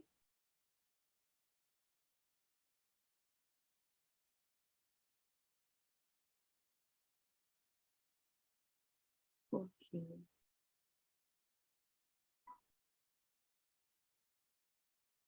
Okay. All right. So till then, everyone, now I'd like to bid you goodbye and thank you for participating. And others, the winners, we'll be contacting you super soon with your like to confirm your details and everything. So that will be done within a day or two. And yes, Aditi, do you have a query? So Neelam, please give them now the option to unmute, and they can, right? So please go ahead if you have a query or Thank you, something. ma'am. And thank you so much, ma'am. Welcome. Prizes will be for all top 40. Top 50. Okay. So top 3. So top 3, so anyway, like first, second, third, they will get cash prizes. But top 50 in total, they will get discount coupons from our LawSikho courses also. Top 50, 5050, ma'am. Sorry? 5050. 5050. Yes. 5 or 0. 5050. Okay. 31 rank. Oh, congratulations, Vikas. तभी इतनी inquiry कर रहे हैं आप, है ना? सही. ठीक है. So please make sure, Vikas, that you have given all the right details in the registration form. Okay. So in case your number, your mail ID or something was not like mail, of course, it was because you got the joining links. But for your phone number, yeah. I'm just a second, Farhan, right? So please make sure that you're all details. Ma'am, actually, I have secured 65th rank. So is there anything for me? Just asking you, ma'am. There is good experience for you. Will that count? Yeah, absolutely. See, thank you so much for conducting this session. Yeah, Really, it was so beneficial for me. Yeah, I'm to know sure. very new things. Okay, thank you so much, Farhan. Really means a lot. And see, we will practice more and we can participate in the upcoming quiz sessions that we conduct later. Yeah, right? sure, ma'am. And definitely Thank we can you so win. much. Welcome. Yes, ma'am. Yes, I- ma'am. I don't know whether I have to again send a mail for this screenshot along with rank to support team. See, actually, we ourselves will have, the data. Because abhi to kya hai na, see, leaderboard only shows the top 10 names. But Mentimeter pe later on when this quiz is completed, I will download the results. So anyway, I'll find your name over there. Okay. So don't worry. We'll have the top 50 names anyway. Okay. Ma'am, if you don't have my details, I'll send to the email also. Okay, you can. But I think, Neelam, can we like once confirm for Vikas? The thing is, yesterday also I had to separately ask for link because I don't know, I filled the registration form, but the link was not sent till I asked for it. So in case you don't have the details, I just sent my detail in the chat box. Okay, so anyway, I only had mailed you. Just an announcement, Shiva, just a second. Yeah. Okay, so everyone, those who are there in top 50 and you haven't received the link, a mail yesterday or a reminder mail in the morning, so what you can do is you can drop in your contact details and your mail ID in the chat box itself. We will get back to you. For top 50 contestants जिनको भी link नहीं मिला था कल, उनके लिए. हाँ, वो भेजा है chat box. So Pranjal has shared the details. So Neelam, I am hoping we have noted down. Pranjal, anyway, I have your mail ID now. I only had mailed you in the night. You must have received an email from my mail. So I had mailed you the joining information. But yes, अगर ऐसा कोई भी है जो top 50 scorer है और आपको हमारी तरफ से कोई मेल नहीं मिल पाया, so please अपनी details, अपना mail ID, अपना number हमारे साथ Zoom के chat box पे share कीजिए. Again, I'll repeat this. So anyone who is a top 50 scorer, but somehow you did not receive any mail from LawSikho. So this could be a chance that, we could not get your mail ID and details with ourselves. In that case, please put in your name, your position, your phone number and your mail ID in the chat box of this particular session going on. Yes, Aditi, please go ahead. Whatever you have to say. Yeah, I just wanted to say, first of all, congratulations to the winners. And I would like to thank you because you were an amazing host. Like the whole experience was very amazing. So just wanted to say that. Thank you to LawSikho as well for, such an amazing quiz and innovative one as well. Thank you so much, Aditi. Actually, feedbacks like these only motivate us to, do all of this, nothing else. So thank you so much. And thank you, in fact, for participating, staying till the end and, being there with us for the entire session. So thank you. And welcome again for the future endeavors also, right? Sure. Thank you so much. Have Welcome, a good day. welcome. Okay, anyone else? Hanji, would like to say anything, share an experience? Yes, wonderful, ma'am. Hanji. Where to see the rank, ma'am? Where to see the rank? Where you had participated through Mentimeter. So on your screen itself, Menti would be showing you your rank. It must be showing you your rank, that at which rank have you concluded. So please open your Mentimeter once again. You might have closed it maybe. Open it once again. Mentimeter, where is it, ma'am? I participated on my laptop. Okay, so in laptop also it must be there. Just open Menti wherever you were taking the questions, no? In that Menti tab. is not mentioned here. Reactions, apps, record, share, screen, chat, participants. No. This is what you are talking about, the Zoom. I'm not talking about the Zoom. See, at one side Zoom must be going on where you could see me, okay? Not that place. The other one where you were like, there were 4 circles, you were pointing, you were entering your answer into one of them. That tab, in that tab, you will be able to see your rank. Okay. At the right hand corner, ma'am. Sir, I'm not sure where exactly in your laptop it must be flashing, but it is not the tab where you are able to see me and this mute participant chat share option, not this one. The other one where you were marking the answers there. Okay, please look out over there. Vikas, please. There was a question, the official language of India. Yeah. Ma'am, will change definitely also. Then in that, some people marked the English, but the 2 answers were correct. So what will be the solution for that? So see, actually, that is why, Vikas, as soon as I had read the question, I asked students not to take that answer. I'll tell you that it was actually several times from our end. But yes, of course, I'm really apologetic about the technical errors, but they are really not under our control. So it happens at times with the software that, we entered the different answer, but now when I even refreshed the quiz so many times, and now when I actually saw the question, again, Tulu was there. So there is no as such solution for that, because I only we only can say that, if somebody marked English and it was just a turn of fate. And so I really have no real explanation for that. Really sorry for that. But yes, it was not really under our control. So that's why I had asked not to take that question. Okay? Because the people who answered, and you will delete the scores of that questions and that question number. Actually, because it increase my rank also. See, I understand. जो लोग words पे होते हैं ना, उनके साथ तो बहुत problem होती है. I get that. But what is our, limitation here is that even in that question, some would have attempted it at a faster pace and some at a slower pace. So Mentimeter, does not really calculate it that way. So if I am going to delete the score altogether of that question, then it is going to move the entire system of this. So I think the team will be really bound, but we won't be able to do it, Vikas. What is your rank? What is your rank, Abhi? Ma'am, 31. So I know, I get it. See, so anyway, it might move from 31 to a rank less than this also. But don't worry, with the things, the coupons that you will be getting, they'll be all the same for all the people. Okay, don't worry. So ऐसा नहीं होगा कि, just because of this question, you will not be able to get a better coupon or better price for that matter. Okay, so at least you are there in 50. That's a very good, news on that thing. Okay, so that at least that can be done. Okay. So anyone else would like to say anything? And please, I hope that you are all putting up your details in the chat box for those who did not receive a mail. So, and Neelam is taking all those down.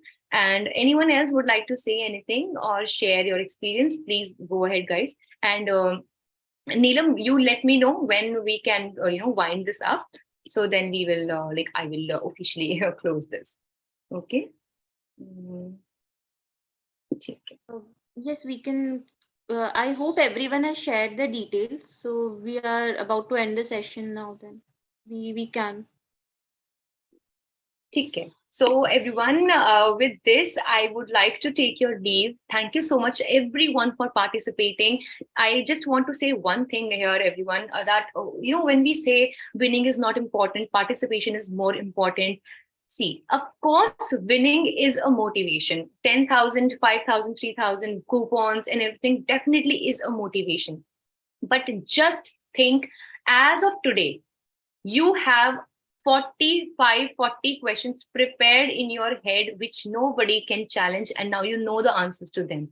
You get it? So knowledge is something which is inconquerable. No prize, no money, no anything can, take that away from you. So I hope you understand that just because I saw this pattern that initially we started off with a lot of participants, but some after every round they were dropping. Like they dropped because maybe, their rank was way behind or something or like that. But I think, we should all have that sportsman spirit. Just because you think you're losing the race, you cannot run out of the track. You should complete the race, and that is the real victory. And all those who completed it along with me, I'm superbly proud of all of you. Thank you so much once again, everyone, for having this, a great assembly over here and coming with us on this Constitution Day. Manish, yes, you're raising your hand. Would you like to say something? Yes, ma'am. Thank you, ma'am. Just a Okay. Hello, am I audible, ma'am? Yes, Manish, you're audible. Please go ahead. Yes, ma'am. Thank you. First of all, ma'am, thank you, ma'am, for organizing this moment on Constitutional Day, ma'am. And the second thing, ma'am, can we get PDF? Is this format? Yes, of course. What I'll do is that I hope you all are participant of our Telegram group. So Telegram pe LawSikho channel is there. Just if you're not still a participant, join over there. I'll make sure that the PDF of this entire questionnaire is uploaded over there, right? So I think then we can all have that question base for ourselves. So we'll get that done. Cool. Yeah. Thank you again, ma'am. Thanks so much. Welcome. You're welcome again. Yes, Rajendra sir, you actually seem to be quite senior to me, so I would love to refer you as sir. Please go ahead.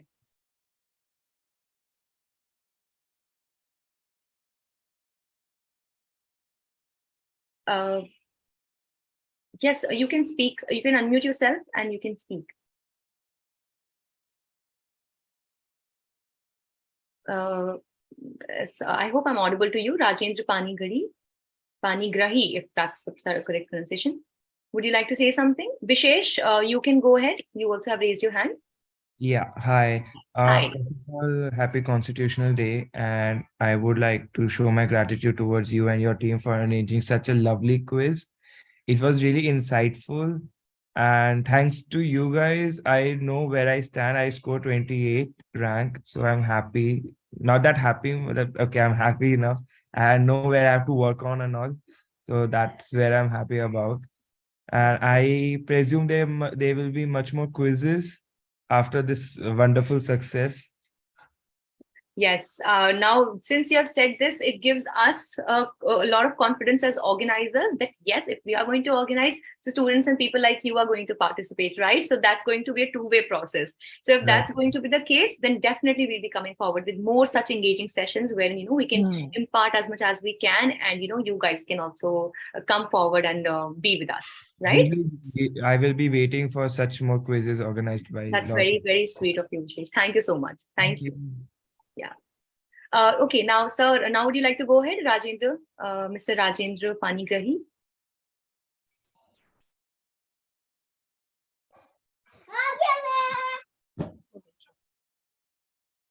Yeah. Sir, you're not audible, though. Please check onto your mic once. Anyone else would like to say, so you can raise your hand. Hello, ma'am. Hello. Who is this? I can't see. Ma'am, my name is Pawan. I am unable to see my result. Okay, you're unable to see your result. Yeah. So Pawan, have you Mentimeter is still there, or you have closed that tab? Yes, ma'am. It is showing you have not voted on this question. Okay. When so, I opened this is it giving you an option to move to the next slide? No, ma'am. That's the only thing you can see on your screen. Yes, ma'am. Okay. So in that case, just it is showing this. Yes, I get it. Okay. In that case, Pawan, what you do is you give your name, your number, your email ID in the chat box. So I will verify your result from the result that I download after this session, and then whatever will be, it will be intimated to you. Works? Okay, ma'am. Thank Yes. you. So you please give your name, number, email ID in the chat box. Okay. Yes, Surbhi. Good morning, ma'am. Good morning, Surbhi. Happy Constitution Day and thank you for organizing this quiz. You're welcome. Ma'am, I would like to inquire that since I have scored the 8th rank, so and I'm a test prep student already. Okay. So will the discount coupons benefit me anyway? Surbhi, for that, I will have to get to the team. Okay. So I think you can get in touch with me after this session. Will that work for you? So Yes, like ma'am, yes, ma'am. we can talk about it. Okay. Okay, ma'am. Thank you, ma'am. You're welcome. You're welcome. Yes. Next we have is a very typical name, Rathina Murugesan. If I'm speaking it correctly, please go ahead and say whatever you want to. Good afternoon, ma'am. Good afternoon. We get the enthusiasm from you. It passed from you. Thank you so much. It is such a way. It is very interesting, very informative. You conduct the session such a very, very, very, very good way, ma'am. Then the question, as far as the second part is concerned, I am unable to answer quickly because it is in Hindi, ma'am. We are from Tamil Nadu, so I'm not able to quickly grasp the things. Okay. But so that's in the next time you are explaining it in English also, but in the background I have to see the movie first, and I have to understand I have to follow your translation. I didn't see the movies at all. Hindi movies. Okay, that So, actually, yes, actually, we also wanted to add up some movies from, Tollywood for that matter, but we could not find. Actually, there are a lot of legal violations that happen. The hero beats up a lot of people. I've seen that, right? But actually, these were prepared by the team already in hand, and that's why. But definitely, I will be considering this for the next round. And in fact, I think we will keep a Tollywood round. Let the North Indians also, do some head burning, right? Yes, definitely. We will look into this, Ratnam. Thank you so much for this feedback. I will definitely consider this with my team. And another thing, ma'am, with regard to 3 or 4 questions, I have a different answer in 4 questions. Right answer you're telling is I'm differing from the right answer you are telling. Like which ones? Could you tell me a question? 3, 4 questions, ma'am. I didn't note it down. I didn't note it down, but I am differ with you the right answer. I can explain it in chat box also or in the next session yes. also. So maybe yes, that would be better, Ratnam, because like this, even I cannot understand which questions you are actually referring to, right? So if there's something that concerns you much, so you can contact. If the PDF is available, I'm able to pinpoint it and I give the different answer, ma'am. Okay, so then you should have told us in the chat only that at that very time.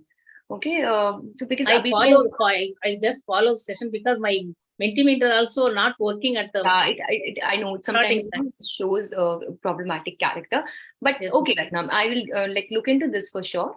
Okay. Apart from that, you have conducted the quiz in a very, very, very, very interesting manner. Thank you so much. Thank you, Ratnam. Means a lot. Thank you. Because you thoroughly go through the Constitution.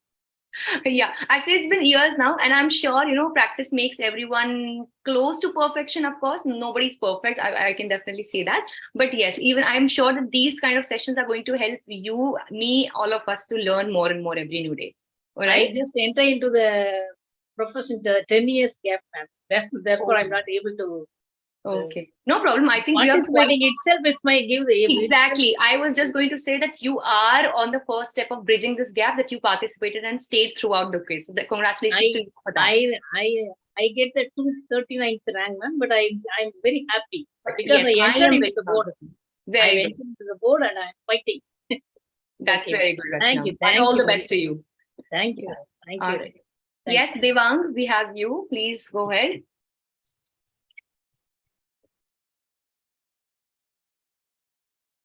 Yes, please unmute yourself. You can also have your video on if you want to, and please go ahead.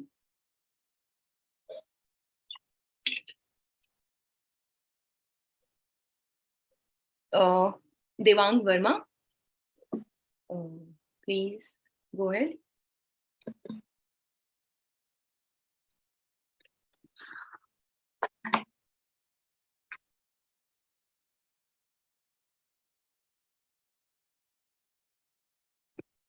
Would you like to say something, Devang?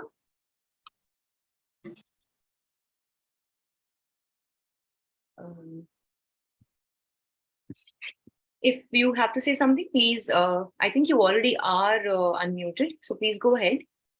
Otherwise, I think I cannot see any more hand raises. So I would like to, I think I would like to move forward, and as we have a lot of work going on with the certificates and everything also. So I think I can log out now, everyone. This will be all for today. Would like to thank you all once again for participating here and staying for the whole entire session. And have a great day ahead, everyone. Take care, and may God bless you all. And we will see each other super soon in some upcoming sessions for sure, definitely. On this note, everyone, thank you so much for coming up once again. And thank you very much, ma'am. Yeah. Okay. I wish to say one thing, ma'am. Yes. This type of sessions must be kept going. At least once a week. This will be a boosting impetus to LawSikho. Okay. This will really be a boosting impetus to LawSikho, and I think most of the people will agree to it, that this type of wonderful sessions must be kept going. Okay, that is very nice of you. If not weekly, at least fortnightly or monthly, but it must be kept going. The pattern of presenting this type of questions and is really wonderful. Thank you so much. And your suggestion has been very duly recorded and very duly registered with I think me it and my team. Really a boosting impetus to LawSikho. Definitely. We are looking forward to that as well. And it will be great if, we can benefit any one of you for that matter. And will definitely benefit almost all those members who are participating in LawSikho. Okay, great. That's very good to hear, in fact. Thank you so much for this feedback. We'll definitely be looking forward to it, right? Thank you. Okay, I think we are good to go now. Thank you so much, everyone. Once again, it was I was your host. My name is Sheva once again. And please, you can do follow LawSikho and our other channels for all the updates that we give you all the time. And we look forward to meet each other in upcoming sessions very soon. Thank you so much, everyone. I'll be signing off now. Take care and have a very, very happy and proud Constitution Day once again. Thank you so much.